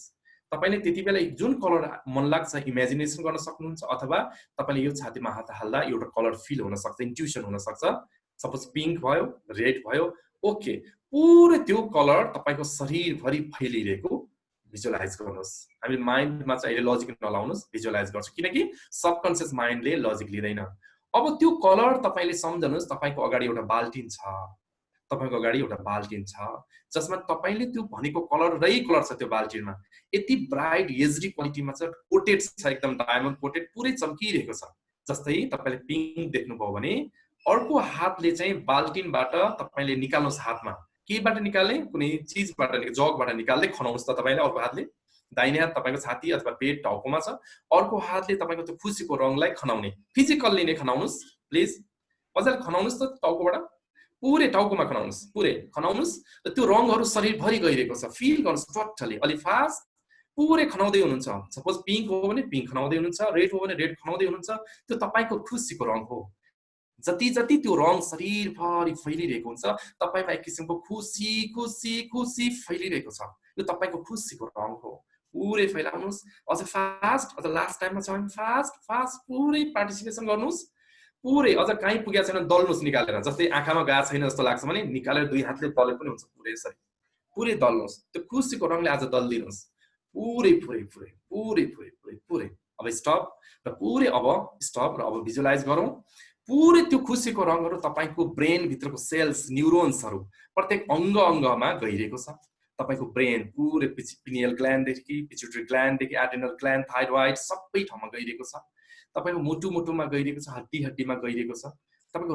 रगतमा गइरहेको छ अल ओभर द बडी झन्झन भित्र गइरहेको छ जति जति त्यो रङहरू शरीर भित्र प्रवेश गर्छ तपाई अति खुसी अलौकिक आनन्द अलौकिक शान्ति पाइराख्नु भएको छ पुरै आँखा बन्द नगर्नु कृपया एकछिन पुरै यो खुसीको रङलाई तपाईले अब भिजुअलाइज गर्नु हामी लास्ट चरणमा छौं ठुलो ठुलो बनाउँदै जानुस् मानव धरहरा जत्रो तपाईको इमेजलाई ठुलो ठुलो बनाउनुस् त्यो रङ झन् ब्राइट भइरहेको छ जति धेरै ब्राइट हुन्छ त्यति धेरै तपाईको खुसी झन् बढिरहेको छ तपाई यति खुसी भइराख्नु भएको छ र मनमनै अब भन्नुस् लास्ट म खुसी भइरहेको छु स्वरले होइन है मुख बन्दबाट आज एलान गर्दिनुस् आफ्नो शरीरको सेल्सहरुलाई म खुसी भइरहेको छु पुरै मुख बन्द गरेर लाउडमा बोल्नुस् 3 चोटी गर्छौं म खुसी भइरहेको छु म स्वस्थ भइरहेको छु पुरै ठुलो स्वर अझ लाउड म खुसी भइरहेको छु तपाईको एक एक सेल्सले सुन्नुहोस् आज एलान गर्दिनुस् चेन्ज योर लाइफ टुडे अहिले हो हामीले लाइफलाई परिवर्तन गर्ने भन्दिनुस् म स्वस्थ भइरहेको छु अब लास्ट एकचोटी अझ ठुलो स्वर फाइनल म खुसी भइरहेको छु म स्वस्थ भइरहेको छु बिस्तारै म 10 देखि 1 काउन्ट डाउन गर्छु 1 मा तपाई आँखा खोल्नुहुन्छ आँखा खोल्दा बिल्कुल फ्रेश एक किसिमको ह्याप्पीनेस तपाईले सेलुलर लेभल देखि इनर साइड देखि फिल गरिराख्नुहुन्छ 10 अझ फ्रेश 9 अझ खुसी 8 7 6 5 4 3 2 1 बिस्तारै आँखा खोल्ने यो एउटा सिम्पल टेक्निक हो हामीले गर्यौं केही गरेका छैनौं हामी भित्र पहिला भएको कुनै पनि बेला हामी भित्र भएको ह्याप्पिएस्ट मोमेन्ट्स तपाई भित्र खुसीको पनि त संग्रह रहेछ नि त तपाई हामी खाली दुःखलाई मात्र दोहोर्याउ नि त तपाई भित्र खुसीको संग्रह पनि रहेछ जुन खुसीको संग्रह हामीले के गर्यौं एउटा भिजुअलाइज हामीले हेर्यौं एउटा हामीले के गर्यौं अडिटरी सुन्यौं एउटा काइनेस्थेसिक फिल गर्यौं यो तीनटा कुरा दिए के भन्छौ जीवनमा यो तीनटा कुरालाई जब तपाई दोहोर्याउनु भयो फिल गर्नुभयो खुसीको एउटा रंग दियौं त्यो रंगलाई खनायौं हेर्दाखेरि त यो बच्चा खेलाए जस्तो छ नि तर यसको आउटकम लाजवाब छ तपाईले गरेर हेर्नुहोस् किनकि सबकन्सियस माइन्ड भनेको लजिकले चल्दैन तपाईलाई लजिक लाग्न सक्छ कि यो के हो यो के हैन नो लजिक भनेको त हाम्रो हिसाब 10% मात्र छ long term memory logical thinking critical thinking will power तर हामीले यहाँ गरिरहेको छौं सबकन्सियस माइन्डलाई गर्ने प्रोग्रामिङ दैट्स व्हाई हामीले चाहिँ तपाईले यो खुसीको अभ्यासहरु तपाईले आफू पनि घरमा गर्न सक्नुहुन्छ र कुनै दिन समय मिल्यो भने पेनफुल मेमोरीलाई कसरी हटाउने यसरी जिस्किँदै हामी हटाउन सक्छौं त्यो पनि कुनै दिन हामी मौका मिल्यो भने हामी जोडिने छौं अब मैले अर्को पाटो सबकन्सियस माइन्डको पाटोबाट मैले भयो अब मैले अर्को स्क्रिन हामी मेडिटेसनको पार्टमा छौं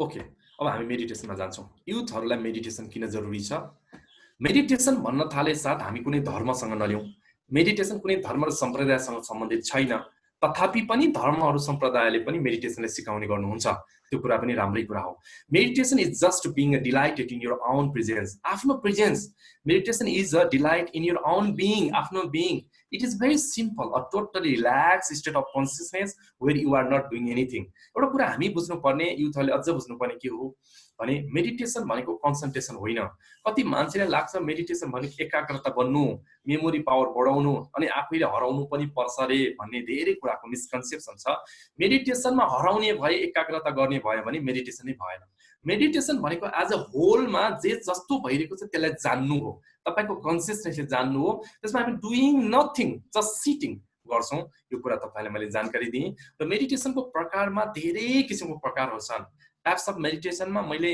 विज्ञान भैरव तन्त्रले 112 वटा ध्यान विधिको कुराहरू गरेका छन्। तथापि पनि मैले यहाँ दुईटा क्याटेगोरीमा गरेँ, एक्टिभ मेडिटेसन र प्यासिभ मेडिटेसन। एक्टिभ मेडिटेसन शरीरले हामी चल्लाएर हल्लाएर गर्छौँ र युथहरूलाई बढी यो मजा हुन्छ, किनकि युथहरूलाई चाहिँ आँखा एकछिन चिप्लेर अहिले बस्छ भन्दा पनि सायद गाह्रो भयो होला, किनकि त्यो एकदम बसिराख्ने केही माइन्डलाई केही ठाउँमा लगी नराख्यो भने उहाँले बस्न असहज हुन्छ। द्याट्स वाइ एक्टिभ मेडिटेसन चाहिँ युवाहरूलाई अत्यन्त राम्रो हुन्छ। हामी नाच्दै गाउँदै उफ्रिँदै शरीरलाई थकाउँदै हामी त्यो रिल्याक्सेसनको फेजमा हामी जान्छौँ। जस्तै क्याथार्सिस भन्ने एउटा मेडिटेसन छ जसलाई रेसन पनि भनिन्छ। हामी भित्र भएको सप्रेसन, हामी भित्र भएको डिप्रेसन, जो सबै जुन पन आउँछ, डिप्रेसन, सप्रेसन, सफोकेसन, इरिटेसन, सबै कुरालाई निकाल्नको लागि यो क्याथार्सिस अत्यन्त राम्रो कुरा हो। हामी शरीरलाई नुहाउँछौँ, जस्तै हामी एक दुई दिन नुहाएनौँ भने शरीरमा कस्तो अर्कै फिल हुन्छ भने मनलाई नुहाउने विधि खोइ त। मेरो कन्सर्न यहाँनिर हो, हामी माइन्डलाई पनि नुहाउन सक्छौँ, माइन्डलाई पनि सफा गर्न सक्छौँ। त्यो विधि हो मेडिटेसन, जसमा क्याथार्सिस भन्ने मेडिटेसन छ, जसमा जिबरिस भन्ने खालको मेडिटेसनहरू छ। यस्तो मेडिटेसन तपाईँले युट्युबबाट हेर्न सक्नुहुन्छ। जिबरिस भन्ने मैले तपाईँलाई रेफर गरेँ, सुफीको एउटा ध्यान विधि छ, त्यो पनि तपाईँले गर्न सक्नुहुन्छ, जसबाट हामी सारा हामीभित्रको त्यो नराम्रो चिजहरू, हाम्रो पेनफुल मेमोरिजहरूबाट हामी बाहिर निस्किन्छौँ। अर्को प्यासिभ मेडिटेसन छ, जस्तै माइन्डफुलनेस पनि प्यासिभ मेडिटेसन हो। प्यासिभ भन्नासाथ चुप्प लाएर बसेर एउटा पोजिसनमा बसेर निष्क्रिय रूपमा बसेर गर्ने मेडिटेसन हो। ग्र्याटिच्युडको पनि मेडिटेसन छ, स्माइल, हाँसिरहेर मुस्कान लिएर गर्ने मेडिटेसनहरू पनि छ। म अलिकति यहाँले एउटा ग्राफ देखाउन चाहन्छु। यो चाहिँ इजी वाइल नो मेडिटेसन है, यो इजी गरेको हो, ब्रेनको वेभ हेरेको हो। यसमा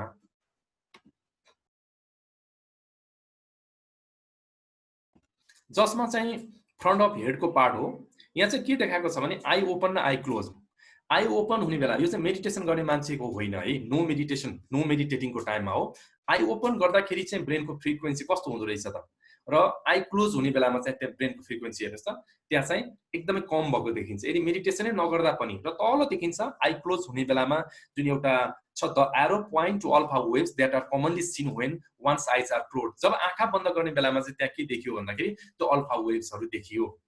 र अर्को मैले एउटा ग्राफ देखाउँछु, इजी वाइल मेडिटेटिङ। यो चाहिँ मेडिटेसन गरेको मान्छेमा चाहिँ के फरक पर्दो रहेछ त भन्दाखेरि आई क्लोज गर्ने बेलामा चाहिँ हेर्नुहोस् त, यहाँ त्यो जुन खालको एकदमै बीटा लेभल हाई थियो अरूमा, आई क्लोज गर्नेको तुलनामा पनि अत्यन्त शान्त देखिन्छ।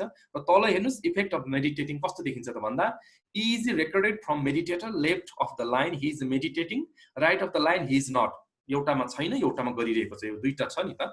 Notice the signal energy between 15 to 20 hertz and the absence of alpha waves when he is meditating. भनेपछि मेडिटेटिङ गरिरहेपछि चाहिँ हाम्रो जुन फ्रिक्वेन्सीहरू छ अत्यन्त कम हुने रहेछ, हामी काम डाउन हुँदो रहेछ, रिल्याक्स हुने रहेछ। त्यसकारण यदि हामी जस्तो युवाहरूले चाहिँ मेडिटेसन गर्यो भने हाम्रो अघि भने जस्तै हाम्रो ब्रेन साफ हुनेदेखि हामी भित्रको पोजिटिभ कुराहरू चाहिँ आउन सक्ने भयो। र मैले यहाँ बिफोर र आफ्टरको एउटा मेडिटेटिङको सानो illustration before after brain wave सिङ्क्रोनाइजेसनको देखाउँदैछु। नर्मल पर्सनको चाहिँ ब्रेन हेमिस्फियर हो, राइट एन्ड लेफ्टको। Unbalance brain waves pattern with break function, prone to anxiety, depression and weakened mental health. भनेपछि यो मान्छेको हेर्नुहोस् त नर्मल पर्सनको कस्तो छ। र आफ्टर 15 मिनट्स मात्र मेडिटेसन गर्दाखेरि meditation can balance both brain hemisphere, allowing them to work in sync है।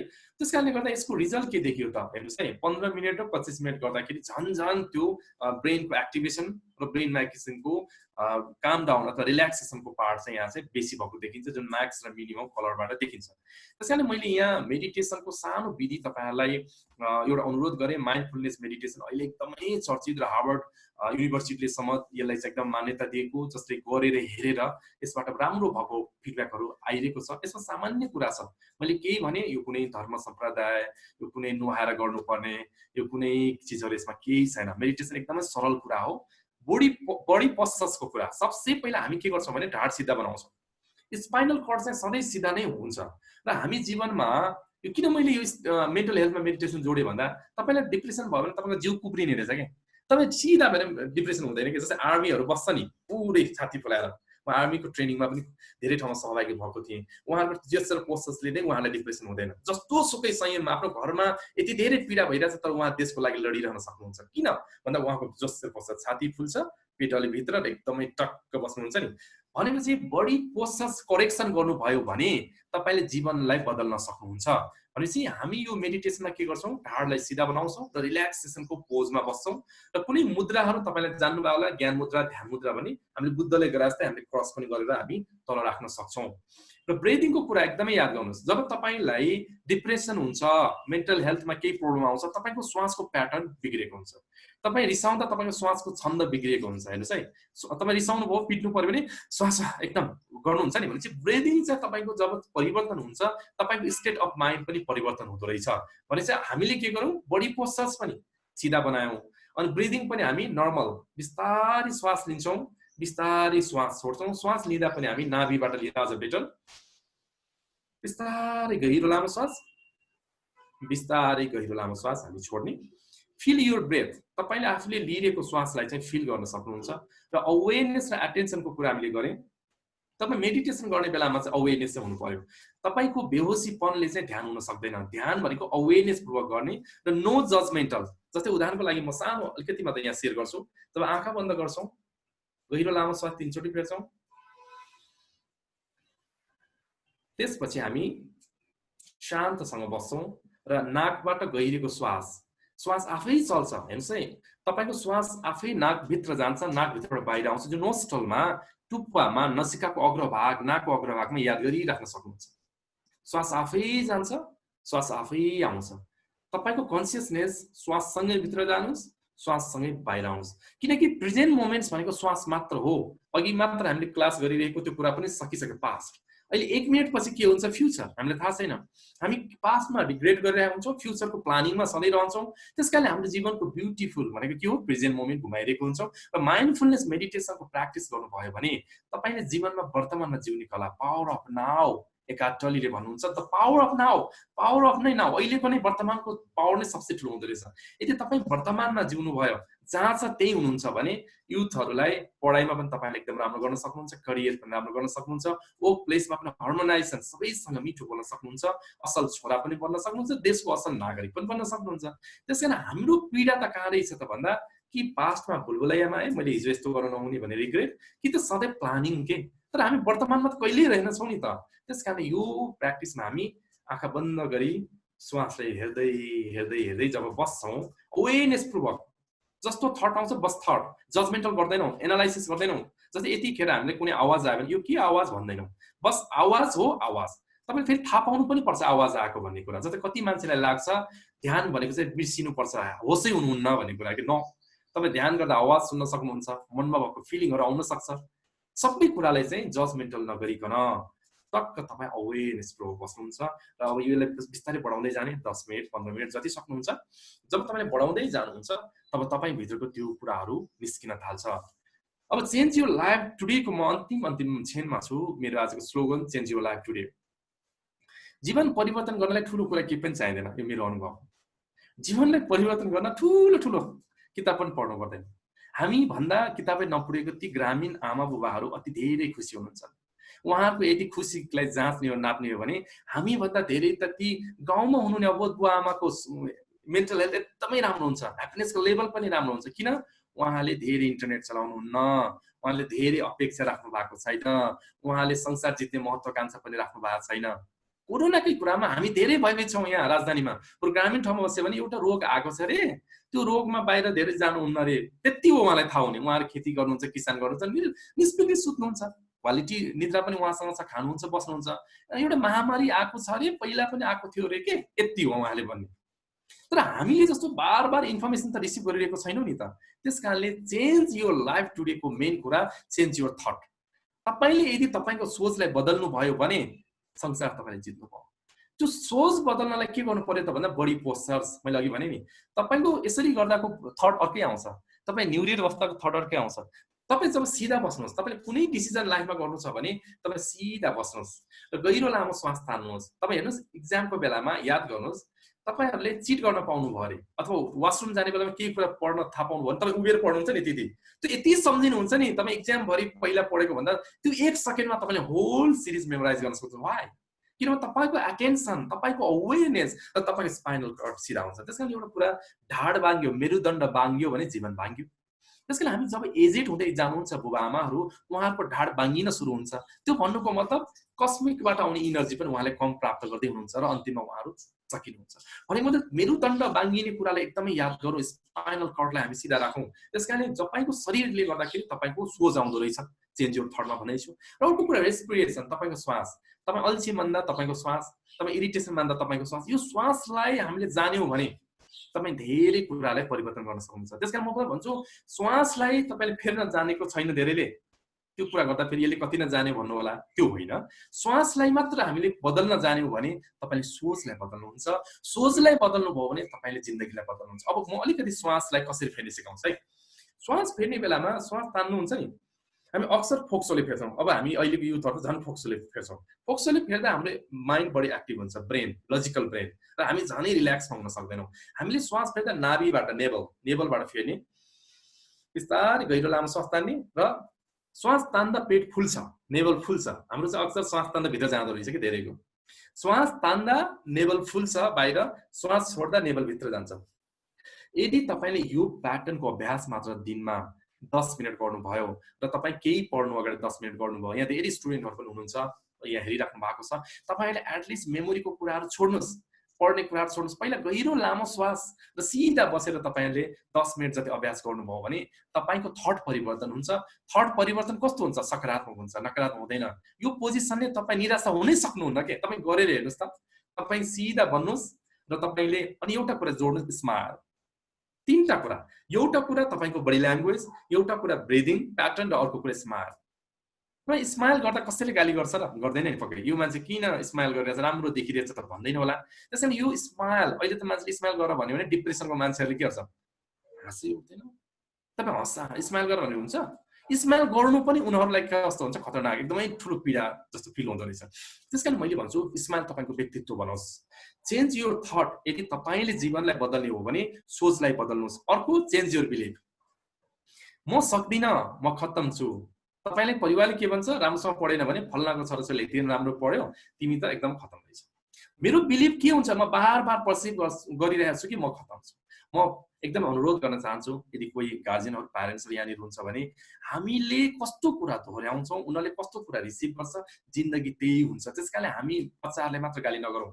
तपाईँले राम्रो ट्युसन पढाउनु होला, राम्रो ठाउँमा पढाउनुहुन्छ होला, तर संस्कार दिनु भएन भने त्यो बच्चाहरू बिग्रिनुमा प्यारेन्ट्सलाई नै काउन्सिलिङ गर्नु पर्ने देख्छु म। धेरै स्टुडेन्टहरूसँग काम गर्दाखेरि बच्चाहरू सब ठिक छ, स्मार्ट छ, तर त्यहाँ समस्या बुबा आमाको रहेछ। प्यारेन्ट्सलाई नै प्यारेन्टल काउन्सिलिङ गर्नुपर्ने देखिन्छ। त्यसकारण मैले यहाँ चेन्ज योर बिलिफ, म सक्दिनँ होइन, म तपाईँ जित्न आएको हो। आई एम अ राइजिङ सन, म भनेको राइजिङ गर्दै सन जस्तो हो। बिहान जब घाम हेर्नुहोस् त, भोलि तपाईँले एउटा अभ्यास गर्नुहोस्, आज घाम लागेको छैन। बिहानी जब घाम लाग्दै गर्ने बेला तपाईँ टक्क आकाशमा हेर्नुहोस्, 6, 6:30 को घाममा क्षितिजलाई खोलेर निक्लिँदै रहेको त्यो कालिलो घाम, जसले चाहिँ आकाशको त्यो घुम्टोलाई खोलेर मजाले बादलको घुम्टोबाट माथि निक्लिरहेको पालिलो घाम, त्यति बेला हेर्नु त, लाइफ इज राइजिङ सन। यदि तपाईँले मलाई जीवन के हुन्छ भने मेरो लागि जीवन उदाउँदै गरेको सूर्य हो। उदाउँदै गरेको सूर्य कस्तो हुन्छ? फुल फेजमा माथि आइरहेको हुन्छ। लाइफ इज लाइक राइजिङ सन। मैले मेरो जीवनमा इमेज मैले राइजिङ सन दिएँ त मलाई एकदमै पर्पलमा ह्याप्पिनेस फिल गर्छु, ऊर्जासित फिल गर्छु, र मैले भन्ने हरेक कुरा ऊर्जाका हुनेछन्। तर तपाईँले जीवन नै लकडाउन शब्द हेर्नुहोस् त, बन्धन। अब लकै डाउन होइन, अनलक गर्ने, फ्लोरिस गर्ने चिज हो। मेरो लागि त यो सेलिब्रेसन हो। साँच्चै तपाईँहरू भन्नुहुन्छ भने मैले यो समयमा अत्यन्त व्यस्त छु, मेन्टल काउन्सिलिङ क्लास, यसरी नै राम्रो राम्रो कुरा सेयर गर्न पाइरहेको छु भनेपछि मैले हरेक समस्यालाई सम्भावनामा देखेँ, मैले हरेक परिस्थितिलाई अनुकूल बनाएँ, मेरो अनुकूल। That's why life is the rising sun. त्यसकारण तपाईँले पनि एउटा दिन सक्नुहुन्छ जीवन। जीवन के हो त? त्यो हरेक इमेजले नै तपाईँले तपाईँको व्यक्तित्व निर्माण गर्छ। That's why change your life today भन्दाखेरि change your thought and belief, perception. मैले भने अघि बिरालोले बाटो काट्दा अनलक हुन्छ रे, अनि खाली गाग्रो बोकेर आएको मान्छेहरू देख्यो भने ब्याड लक हुन्छ रे। कस्तो अचम्म, खाली गाग्रो भनेको त भर्न जाँदै थिए नि उनीहरू, भर्न जाने बेला तपाईँ घरबाट निक्लिने अनि भनिदिने ब्याड लक। के सम्बन्ध छ त्यो पर्सेप्सनको? त्यसकारण हामी यो खालको जेनरलाइज डिस्टोर्सनसँग पनि हामी एकदमै याद गर्नुपर्छ। र बेसिकली युथहरू त यस्तो कुराबाट उठेर यसको बारेमा तपाईँहरू अझ विस्तृत जान्नु चाहनुहुन्छ भने म पछि अझ यसको साइन्टिफिक एभिडेन्स के हो म अझ भन्न प्रेरित गर्नेछु। र अर्को कुरा मैले भने चेन्ज योर पर्सेप्सनको कुरा भने, र accept reality fact versus fiction. अब हामीले चाहिँ रियालिटीलाई एक्सेप्ट गर्नै नचाहने हेर्नुहोस् न, म खत्तम छु भने खत्तम छु कि पहिला, अनि म फेरि ग्रोइङ गर्दै जान्छु नि त। होइन म त राम्रो छु, तर म भित्रबाट राम्रो छुइनँ। फ्याक्ट इज फ्याक्ट, जे छ त्यो साँचो छ, साँचो छ, त्यसलाई हामी कथा नबनाऊ। जे छ, आज पानी परेको छ, मलाई अनुकूल मिलिरहेको छैन, द्याट्स रियालिटी, यो हो फ्याक्ट। अब मैले कथा बनाएर आज हेर्नु न पानी परेको छ, त्यही भएर म मर्निङ वाकै नजाने, हेर्नु त फिक्सन। आज पानी परेको छ, म मर्निङ वाक जान, भोलि पानी परेन, अब मर्निङ वाक फेरि नजाने, हेर्नुहोस् है, बाहना हेर्नुहोस् त हामीले खोजेको। फ्याक्ट इज फ्याक्ट, एक्सेप्ट रियालिटीले एक्सेप्ट गर्ने र फिक्सन नबनाउने। हामी धेरै कथा बनाउन माहिर छौँ। अब त्यो कथालाई चाहिँ क्रिएसनमा बदल्यौँ भने एउटा किताब बन्छ, त्यो पाठकले पढ्छ, त्यो चाहिँ फेरि तपाईँको क्रिएटिभिटी भयो। अर्को लास्टमा भन्छु अन्डरस्ट्यान्डिङ अबाउट डेथ।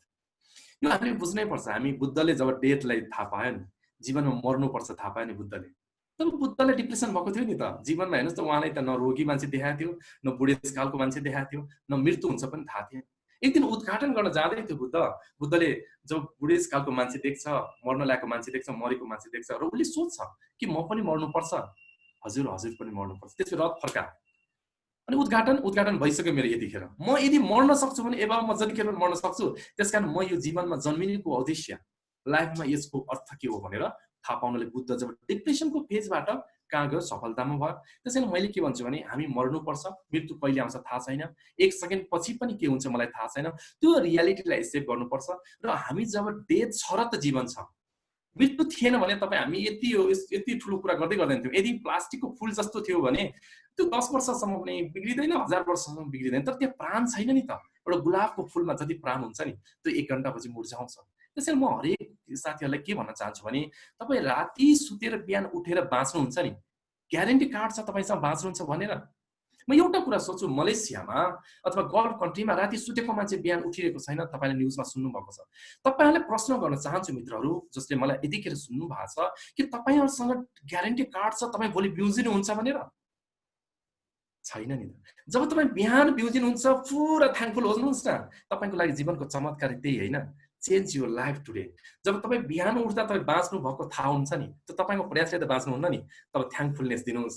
वाउ, म फेरि बाँचेँ, फेरि नयाँ दिन मेरो सुरु गर्दैछु, नयाँ घाम, नयाँ हावा, नयाँ पानी भने फुल अफ इनर्जीमा तपाईँले जब जिन्दगीलाई देख्न सिक्नुहुन्छ नि, तब हेर्नुहोस् जीवनमा कहाँ छ नरमाइलोपन। लाइफ इज ब्युटिफुल तब भित्रबाट बोध हुन्छ, शब्दबाट होइन। त्यसैले मैले अन्डरस्ट्यान्डिङ अबाउट द डेथको कुरामा मैले यति नै भने कि तपाईँले जिन्दगीमा मृत्यु छ र त यति धेरै सुन्दरता छ। यदि सबै कुरा तपाईँलाई अलरेडी थाहा थियो, हिन्दी फिल्म जस्तो तपाईँले हेरेको मुभी जस्तो सबै कुरा अब साउथ इन्डियन फिल्ममा तपाईँले प्रेडिक्ट गर्न सक्नुहुन्छ नि, अब चाहिँ यसरी हान्छ, अब यसरी हुन्छ, अन्तिममा हिरोले दुःख पाउँछ। वाउ, यस्तो जीवन यदि त्यस्तो भएको भए कहाँ सरस हुन्थ्यो र, निरस हुन्थ्यो नि त। त्यसकारण लाइफ इज युनिक पार्ट। हेर्नुहोस् तपाईँहरू पनि युनिक हुनुहुन्छ। त्यसकारणले गर्दा मैले आजको मेरो यो टपिक छ मेन्टल हेल्थ र स्पिरिचुअल हेल्थ नै भनौँ, यो दुईटाको सेरोफेरोमा चेन्ज योर लाइफ टुडे भन्ने कुरा मैले यहाँनिर राखेँ। Holistic minds and life celebration centre धापसीमा छ। म यो संस्थासँग आबद्ध छु, यहाँसँग म सधैँ जुड्ने छु। धन्यवाद। धेरै धन्यवाद सर। अब हामी चाहिँ कार्यक्रमको क्वेसन एन्ड सेसनतिर जाँदैछौँ। हाम्रो साथीहरूको केही जिज्ञासा रहेको छ मेडिटेसन प्रति, उहाँहरूले राख्नु भएको छ। कृपया म पालै पालो वाचन गर्ने प्रयत्न गर्नेछु। अनिशजी भन्नुहुन्छ, what are the best postures to do meditate? Is it okay to meditate in bed to build habit? How to stop falling asleep during meditation?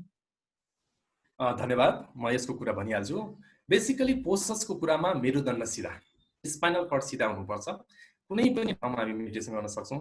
हामी बेडमा पनि गर्न सक्छौँ, तर सुतेर चाहिँ नगरौँ। सुरुवातमा सुतेर पनि गर्न सकिन्छ, तर बेसिकली हामी एउटा अनुशासन चाहिँ चाहिन्छ, कमसेकम ढाड सिधा होस्। र कुनै मुद्राको जरुरी ध्यान मुद्रा, ज्ञान मुद्रा पनि छ र बुद्धले गरेर तपाईँले क्रस पनि गर्न सक्नुहुन्छ। त्यो मुद्रामा हामी धेरै जानु पर्दैन। म चाहिँ सानो सानो कुरामा भन्दा पनि फन्डामेन्टल मेजर कुरा चाहिँ के हो भन्ने कुरा यहाँलाई जानकारी दिन्छु। तपाईँ जब मजाले बस्नुहुन्छ बेडमा ढाड सिधा गरेर बस्नु होला र ढाड स्टिफ पनि नबनाउनुहोस्। फेरि पुरै शरीर सिधा गर्नुपर्छ भने यसरी बस्नुभयो भने होल ध्यानको सिरिजभरि तपाईँको ध्यान चाहिँ कहाँ हो, शरीरमा जान्छ। र अडियन्स पनि लाउन सक्नुहुन्छ, किनभने शरीरलाई रिल्याक्स राखिएन भने, शरीर ध्यान गरेको बेला शरीरप्रतिको याद आयो भने, शरीरको अप्ठ्यारोपनलाई तपाईँलाई महसुस भयो भने तपाईँलाई चाहिँ के हो, ध्यानमा जान सक्नुहुन्न। गहिरो लामो सास र गम्भीरता नबन्ने, ध्यानमा माधुर्यता मुस्कुरानमा राख्ने। किनकि ध्यानमा हामी गम्भीर भएर प्रवेश गर्न सक्दैनौँ। टक्क मुस्कुराएर लाइक अ गेम जस्तो कि त्यो जित्नु पनि छैन, हार्नु पनि छैन। एउटा कुरा गर्नु छ त्यहाँ, एटेन्सन, सजगता, होस। मैले यति नै भने यसमा हामी पोस्चर्समा अल्मलिनु कहीँ पनि पर्दैन। कमसेकम ध्यान नगर्नु भन्दा बेडमा त हामी सधैँ बस्छौँ नि। मेरो उद्देश्य त्यो हो कि हाम्रो ध्यान सुरु गर्नुहोस् भन्ने पनि हो, र बेडमा पनि गर्न सक्नुहुन्छ। धेरै धन्यवाद सर। अब म अर्को प्रश्नतिर लाग्न चाहन्छु। अर्को प्रश्न गर्दै हुनुहुन्छ सन्देशजीले। उहाँ लेख्नुहुन्छ, there are many thoughts which come in mind while meditation, how to overcome? एकदमै राम्रो प्रश्न गर्नुभयो। सुन्दर प्रश्नको लागि धन्यवाद। यो विचार भन्ने चिज यस्तो छ नि, हेर्नुहोस् न, विचारलाई मान्छेले कम गर्नको लागि नै धेरैले एलसिडी खाए, ट्रान्कुलाइजर खाए, ड्रग्सहरू पनि दिए। किनभने मान्छेको त्यो यति धेरै विचार चाहिँ त्यसलाई कम गर्न चाहेको हो। मान्छे जुवा तास खेल्छन्, त्यति बेला पनि हाम्रो विचार कम हुन्छ। तपाईँ एकदमै रेसमा जानु, बाइक दौडाउनु, त्यति बेला पनि तपाईँको पुरा विचार कम हुन्छ, अवेरनेस हुन्छ। जहाँ होस छ त्यहाँ विचार छ, जहाँ विचार छ त्यहाँ होस छैन है। तर विचारप्रतिको पनि अवेरनेस गर्न सकिन्छ र डक्टरहरूले पनि विचार अफ गर्ने कुनै मेकानिजम अहिलेसम्म पत्ता लागेको छैन। तर एउटा कुरा ध्यानको सुन्दर पक्ष के हो भने, जब तपाईँ नेति ध्यान गर्दै जानुहुन्छ, माइन्डफुल स्टेटमा जाँदै हुन्छ, विचार आफै कम हुन्छ, जसमा कुनै साइड इफेक्ट हुँदैन। तर एउटा कुरा के हो भने, तपाईँले सुरुको अवस्थामा धेरै विचार चलिरहेको छ भने आउँदै गरेको श्वासलाई पनि हेर्न सक्नुहुन्छ र सुरुको अवस्थामा गहिरो लामो सास लिने र छाड्ने। किनकि जब तपाईँको शरीर स्थिर भएन, एउटा कुरा बुझ्नुपर्ने, शरीर चल्यो भने मन चल्छ, मन चल्यो भने चाहिँ तपाईँ ध्यानमा जान सक्नुहुन्न। तपाईँले बुद्धलाई सम्झौँ त एकीतिर, बुद्धको पोस्टर सम्झिँदा पनि हामीलाई आनन्द लाग्छ नि, किनकि बुद्ध एकदम मजाले बसिरहेको छ। शरीर जब चल्दैन, मन चल्दैन, सुरुको अवस्था हामीलाई शरीर नै चल्ला भन्ने डर हुन्छ नि, शरीर चल्यो कि मन चल्छ। तर जब तपाईँ बस्नुहुन्छ आँखा चिम्लेर अनि गहिरो लामो श्वास तान्ने छोड्ने, किनकि हाम्रो शरीरमा अक्सिजन पर्याप्त भयो भने शरीर चाहिँ हाम्रो चल्दैन।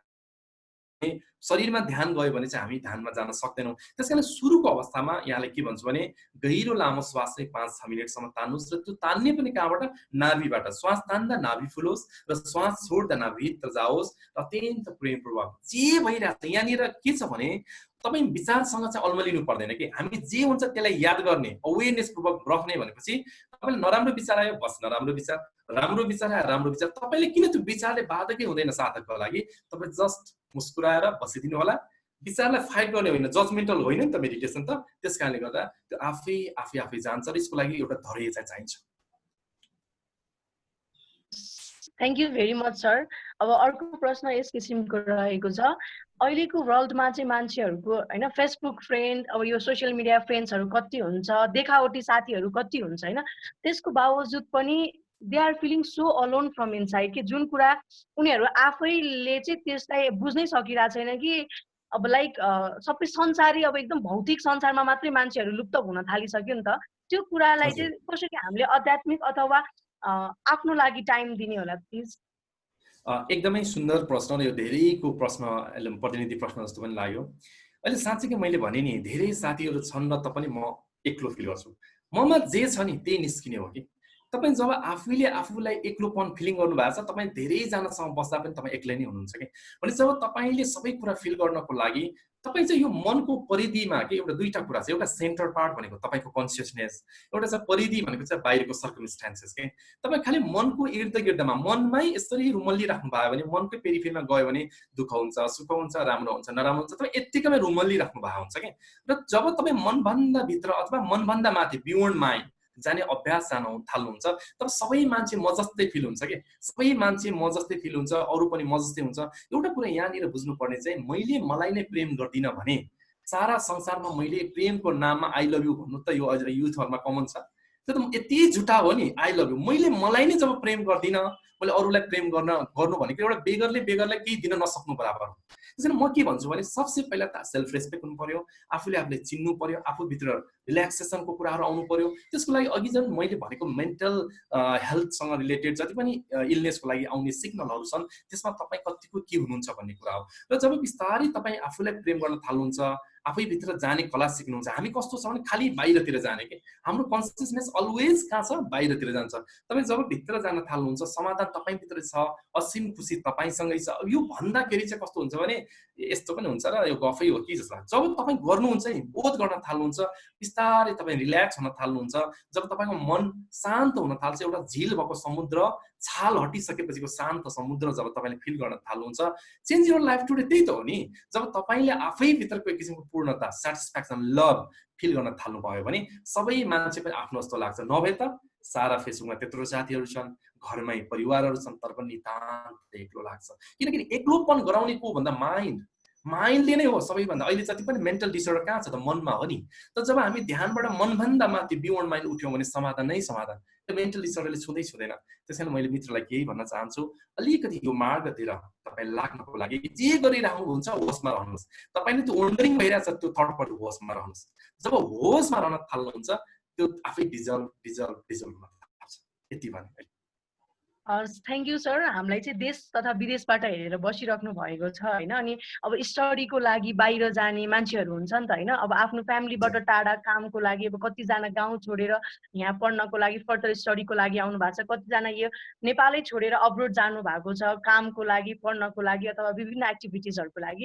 हो त्यो व्यक्तिहरूलाई चाहिँ एक किसिमको लनलिनेस फिल हुन्छ क्या, हुन्छ नै होइन। त्यो लनलिनेसलाई चाहिँ सलिट्युडमा कसरी बदल्ने, किनकि सलिट्युड भनेको त एक्लै भए पनि मलाई कोही पनि चाहिँदैन, मैले आफूले आफूलाई टाइम दिनुपर्छ भन्ने खालको फिलिङ्स हो नि त सलिट्युड त। हो त्यो लनलिनेसलाई चाहिँ सलिट्युडमा कसरी कन्भर्ट गर्न सकिएला सर? एकदमै सुन्दर प्रश्न र म देश विदेशका धेरै विदेशका मेरो क्लाइन्टहरू पनि हुन्छन् र मैले यो धेरै कुराहरूमा मैले हिल गरिरहेको छु। सबैभन्दा ठुलो भनेको पर्सेप्सन र बिलिभ। म एक्लो छु, यहाँ अरू देशका मान्छेहरू मभन्दा भिन्न छन्। म त के भन्छु भने जाति दुइटै छ, पुरुष र नारी, र देश भनेको एउटा ग्लोबल भिलेज, एउटा सिङ्गो पृथ्वी नै मेरो लागि देश हो। तब जब तपाईँले पर्सेप्सन म नेपाली हो र मलाई त्यस हिसाबले गर्दा त्यो देशमा चाहिँ मलाई फरक बनाइरहेको छ, एउटा कुरा कस्तो हुन्छ भने यदि तपाईँले हरेक ठाउँमा चाहिँ आफूले पोजिटिभ देख्नुहुन्छ, सोल्युसन देख्नुहुन्छ भने हामीले त्यहाँ मान्छे विदेशीहरूलाई पनि हामी साथी बनाउन सक्छौँ। भाषाले छेक्दैन रहेछ। यस्ता यस्ता साथीहरू छन् मेरो जोसँग मेरो भाषा मिल्दैन तर उहाँ र मेरो भाव मिल्छ। त्यसैले एक्लोपन भन्नु भनेको तपाईँले त्यो ठाउँमा तपाईँ एडजस्ट गरिराख्नु भएको छैन। समथिङ केही कुरा छ जसको कुरा तपाईँ फ्लेक्सिबली छोडेर अगाडि जानु भएको छैन। र म त के भन्छु भने अवेरनेस केही गर्नु पर्दैन, यसको लागि ठुलो कुरा गरेर हामीले के गर्नु पर्दैन। तपाईँ क्वेसन त्यति गहन छ, त्यति एकदम कम्प्लेक्स छ, तपाईँ यसको एन्सर एउटै कुरा छ, तपाईँ जे छ त्यसलाई छोडिदिने, लेट गो।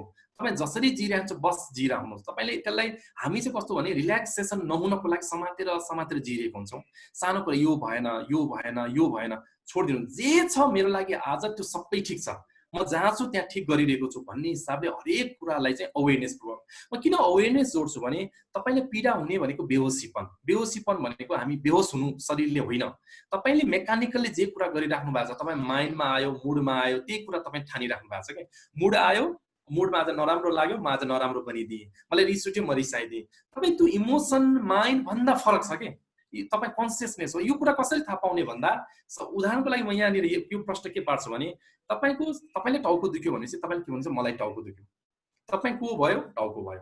अनि मलाई चाहिँ एक किसिमको सडक बालबालिकाहरू बाहिर थिए र उनीहरूले केही खाना खोजिरहेको थियो, कस्तो माया लाग्यो भन्नुहुन्छ नि, मलाई माया लाग्यो। अघि तपाईँले मेरो शरीर मलाई टाउको दुख्यो भन्दै हुनुहुन्थ्यो, अब मलाई माया लाग्यो। तपाईँको कन्सियसनेस कहाँ ट्राभल गर्यो, मनमा गर्यो।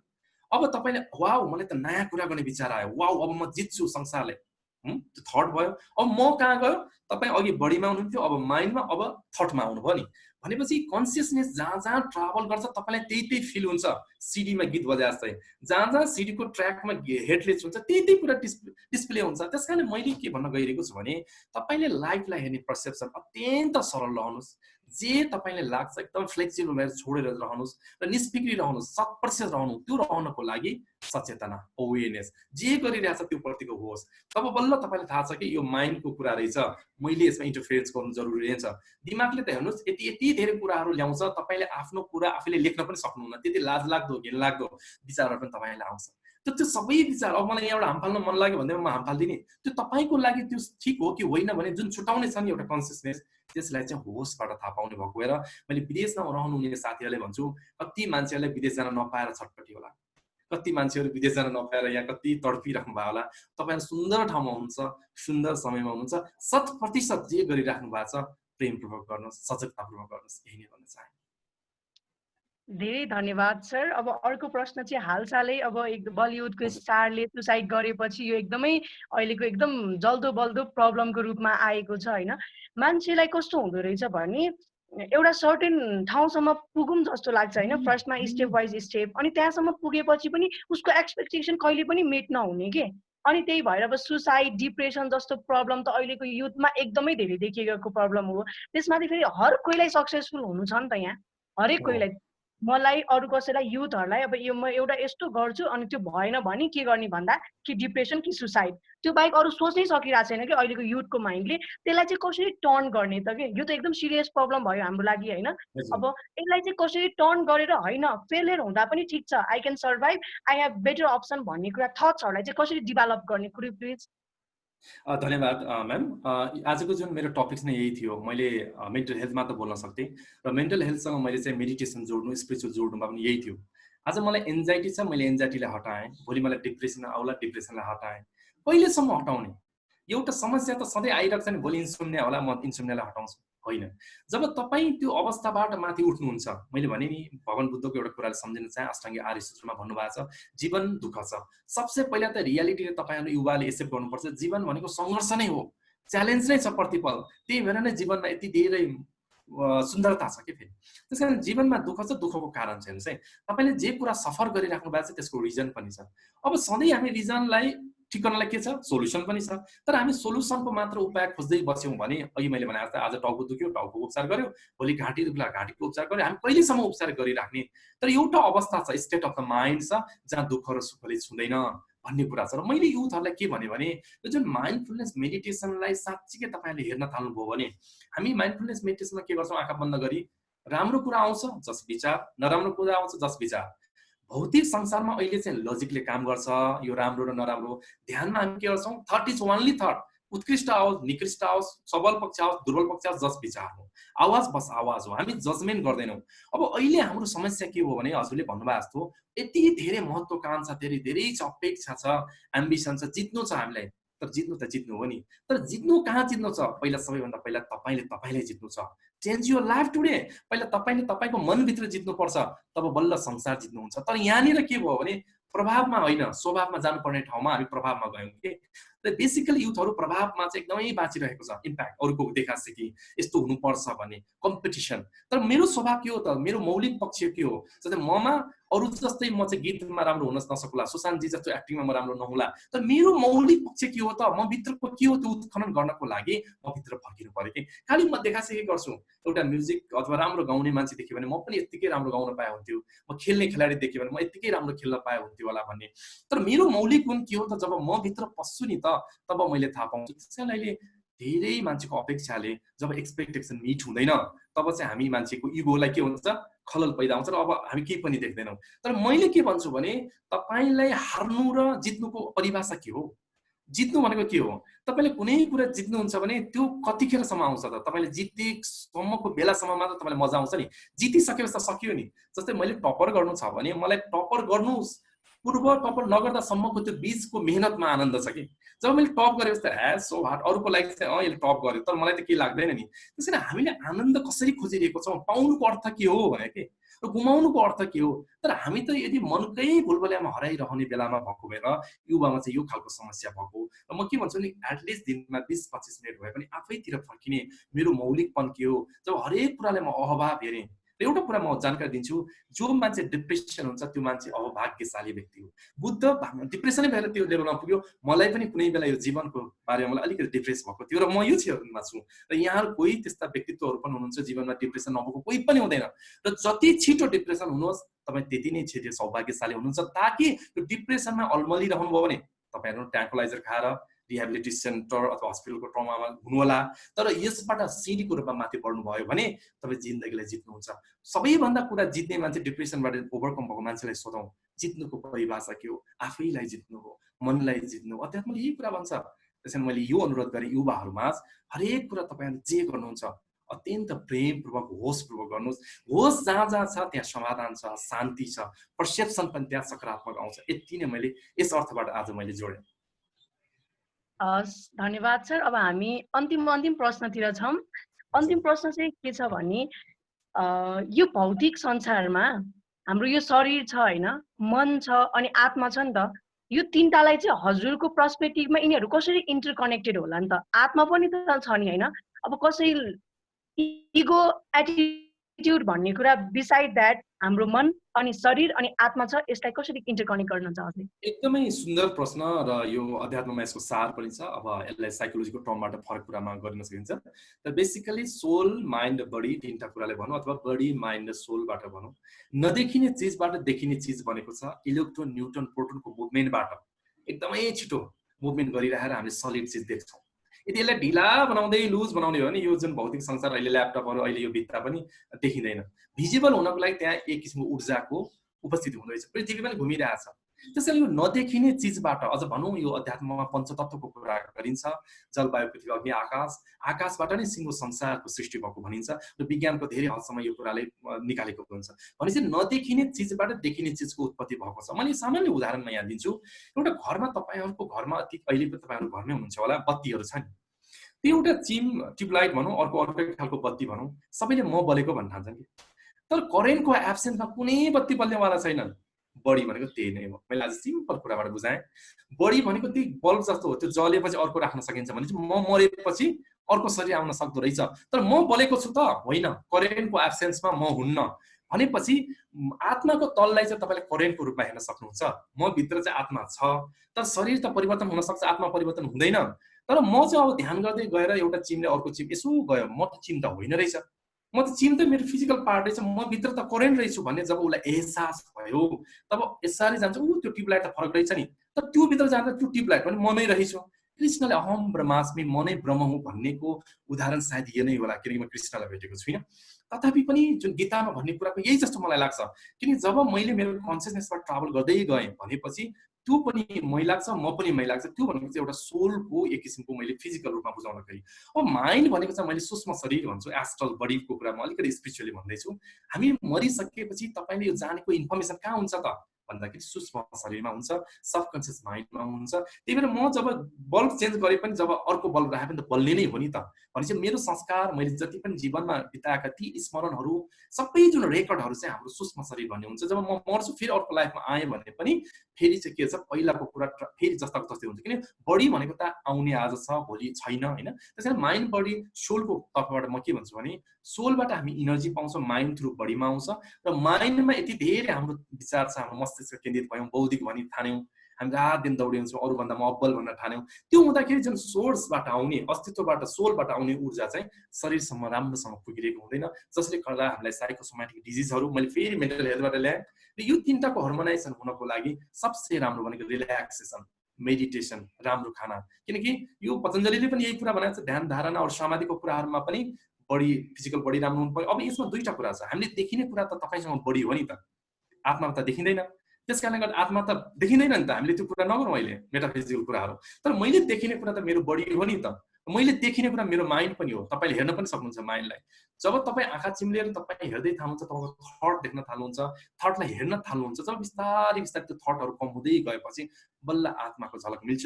उदाहरणको लागि एउटा सिसामा धुलो जमिरहेको छ भने मैले अनुहार देख्दिनँ, त्यो देख्नको लागि मैले सिसाको त्यो धुलोलाई मेट्दै जानुपर्छ। जति मैले सफा गर्दै जान्छु त्यति नै धेरै स्पष्ट मेरो अनुहार देख्छु। त्यसरी नै बल्ल बल्ल हामी आत्माको तलमा जान्छौँ। त्यसैले यो कुरा चाहिँ कुनै प्रुभ गर्ने कुरा, देखाउने कुरा भन्दा पनि आफैले बोध गर्दै जाने कुरा हो। र यो सुन्दर प्रश्नको लागि म आभार प्रकट गर्न चाहन्छु। योसँग धेरै कुराहरू छन्। अब हामी सातवटा चक्रको कुराहरू अथवा हामीले विभिन्न स्पिरिचुअल डिसेसबाट हामीले यति धेरै कुराहरू बुझाउन सक्छौँ। त्यस्तै खालको भिडियोजहरू पनि म तपाईँलाई रेफर गर्न सक्छु। अहिलेलाई चाहिँ मैले यो यति गहन विषय हो नि, अहिले जुन सोध्नु भएको छ क्वेसन, त्यसलाई हजारौँ किसिमको एस्पेक्टबाट बताउन सकिन्छ। त्यसैले मैले यो सानो समयमा मैले यति धेरै बुझाउन सकिनँ, क्षमा चाहन्छु। धेरै धन्यवाद सर। अब हाम्रो क्वेसन एन्ड सेक्सन सकिसकेको छ। अब हाम्रो अन्तिम सेसन यानि कि भोट अफ थ्याङ्क्स र भर्चुअल टोकन अफ लभ प्रदान गर्ने सेसन रहेको छ। हजुरको अमूल्य समयको लागि धेरै धेरै धन्यवाद। आफ्नो समयको व्यस्तताको बावजुद पनि हामीलाई समय दिनुभयो, हाम्रो जिज्ञासाहरूलाई अझै क्ल्यारिफाई गरिदिनु भयो, त्यसको लागि हामी डिकान परिवारबाट धन्यवाद दिँदै अब म यस डिकानका चेयरम्यान पूर्व एसएसपी गुप्त बहादुर श्रेष्ठ सरलाई भर्चुअल टोकन अफ लभ र भोट अफ थ्याङ्क्स दिनुहुन विनम्र अनुरोध गर्न चाहन्छु। त्योभन्दा अगाडि अलिकति मैले यहाँ सरलाई एउटा, सरको आज बर्थडे हो हजुर? हजुर हजुर, एकदमै आभार प्रकट गर्छु। हजुर, ह्यापी बर्थडे टु अस। मेरो पनि बर्थडे हो आज।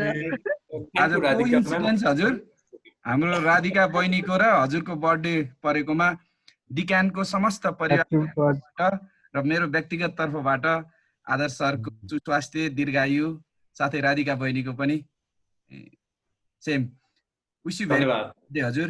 धन्यवाद। May the joys be with you. God bless you हजुर। Thank you. Thank you. Thank you sir. हाम्रो चेयरम्यान सरलाई ह्यान्ड ओभर गरे हजुर।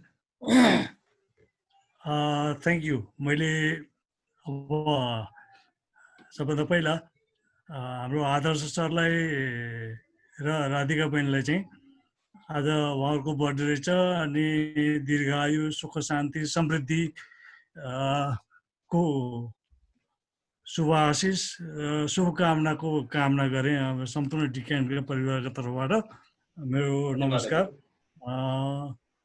अनि अब आजको यो क्लास अति एकदमै रोचक र धेरै ज्ञानवर्धक रह्यो।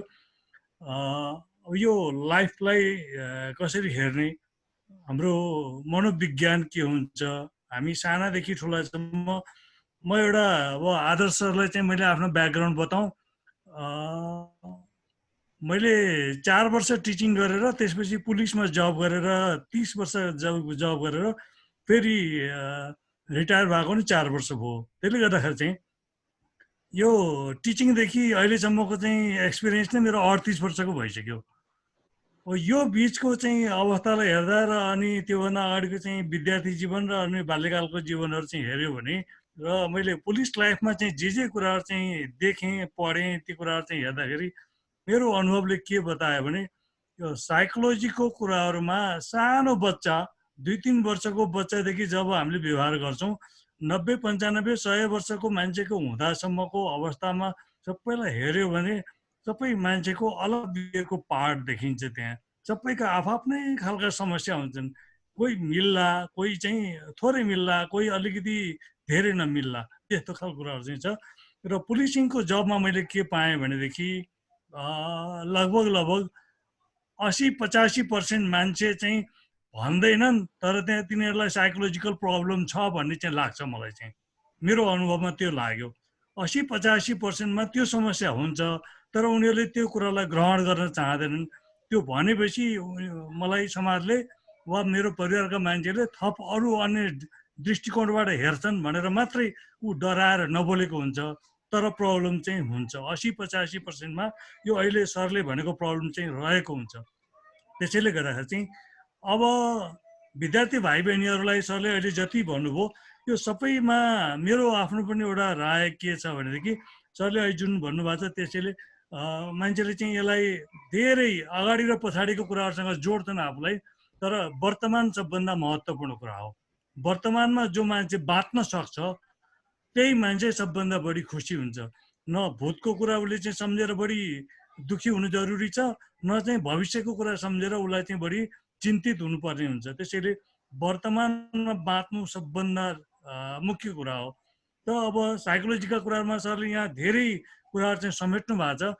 त्यो एकदमै ज्ञानवर्धक लाभदायक कुराहरू चाहिँ छ र यसबाट चाहिँ भाइ बहिनीहरूले चाहिँ धेरै कुराहरू चाहिँ जान्नुभयो, बुझ्नुभयो, सिक्नुभयो भन्ने चाहिँ लाग्छ। अहिलेको समयमा उहाँहरूको लागि चाहिँ थोरै टार्गेट राखेर अहिले भनेको जस्तो वर्तमानमा बाँच्न सिक्ने, पढाइका बेलामा चाहिँ 7 दिन 10 दिन 24 घन्टा नसुतेर रगडेर पढ्नुभन्दा अहिले क्लास भइरहेको बेलामा 1 घन्टा 1.5 घन्टा दिनको टाइम दिएर त्यसलाई चाहिँ आफ्नो एक्टिभ माइन्डमा होस् अथवा त्यो प्यासिभ माइन्डमा होस् कहाँ लगाएर राख्नुपर्ने राख्यो भने त्यसले सधैँभरि काम गर्छ। त्यो कुनै जाँचको बेलामा 12 घन्टा 24 घन्टा नसुतिकन पढेको भनेको चाहिँ त्यो डम्पिङ साइडमा लगेर चाहिँ फोहोर फाले जस्तो हो। त्यहाँबाट आफूलाई चाहिएको कुरो थोक्नलाई गाह्रो हुन्छ। यसले यो विद्यार्थीहरूले चाहिँ बुझ्नुपर्ने कुरा हो। र आजको सेसनको चाहिँ यो उसमा चाहिँ आदर्श सरले हाम्रो अब रायन सरले चाहिँ जसरी सरसँग सम्पर्क गरेर समय माग्नुभयो र यहाँले समय दिनुभयो र यति धेरै चाहिँ ज्ञानहरू चाहिँ हामीलाई दिनुभयो, बाँड्नुभयो, यसको लागि चाहिँ हामी धेरै खुसी छौँ, यहाँप्रति कृतज्ञ छौँ र हामीले डिकानका तर्फबाट हार्दिक आभार प्रकट गर्छौँ र धन्यवाद प्रकट गर्छौँ। र आगामी दिनमा पनि यस्ता खालका भेटघाट र चाहिँ यो ज्ञानको सेयर गर्ने चाहिँ अवसर हामीले पाऊँ, यसको लागि चाहिँ मैले अहिले आदर्शलाई चाहिँ अनुरोध गरेँ। र हामी अलिकति टाढा जाउँ। अहिले मैले यसो ठेगाना हेर्दा आदर्शको कतै धापासी लेखेको देखेँ मैले। म पनि धापासी एरियामै बस्छु, यहाँ नगरपालिकाकै नजिक चाहिँ। पछि कुनै समय मिल्यो भने भेटौँला त्यसरी। आज हामी अलिकति टाढा बसेर हाम्रो यो कार्यक्रमहरू सञ्चालन गरेको कारणले गर्दा हामी भेटघाट त भयो तर भर्चुअल्ली भयो। त्यसैले हामीले चाहिँ यो हाम्रो टोकन अफ लभ सरको सुस्वास्थ्य सुख समृद्धिको कामना गर्दै आज अब जन्मदिन पनि रहेछ, जन्मदिनको अवसरमा पनि हामीले धेरै दीर्घायु सुख शान्ति समृद्धिको कामना गर्छौँ। यसका साथै हामी डिकानको तर्फबाट भर्चुअल टोकन अफ लभ सरलाई हामीले टक्राउँछौँ। यसलाई ग्रहण गरिदिनु हुनुको लागि म हार्दिक अनुरोध गर्छु। नमस्ते। हार्दिक आभार छ सर, डिकानले यस्तो ठुलो मलाई अवसर मौका दिनुभयो। म holistic minds and life celebration सेन्टरको तर्फबाट र मेरो व्यक्तिगत तर्फबाट Gotbahadur Shrestha sir, Rajendra KC sir, Radhika Thapa ma'am र लगायत सम्पूर्ण डिकानको मेम्बर्सहरूलाई म हृदयदेखि नमन भन्न चाहन्छु। र प्रत्यक्ष यतिन्जेलसम्म मलाई झेलिदिनु भयो, मेरो कुराहरू सुनिदिनु भयो, प्रत्यक्ष फेसबुकबाट र जुम क्लाउडमा हुनुहुने सम्पूर्णप्रति पनि म हृदयदेखि नमन गर्न चाहन्छु। र सरले भनेको अन्तिम कुरा सापट गर्दै म अन्त गर्न चाहन्छु कि 90% मात्र होइन सर, 100% नै यो मानसिक समस्या हामी सबैलाई छ। त म भन्ने गर्छु मानसिक समस्याको ग्रस्त हामी सबै नै हौँ, तर प्रतिशतको हिसाबले तलमाथि होला। आज हामी सकारात्मक कुराले डोमिनेट गरिराख्दाखेरि हामीले सकारात्मक आइदिएको होला, कुनै दिन नकारात्मक चिजले माथि आउँदाखेरि हाम्रो नकारात्मक हुन्छ।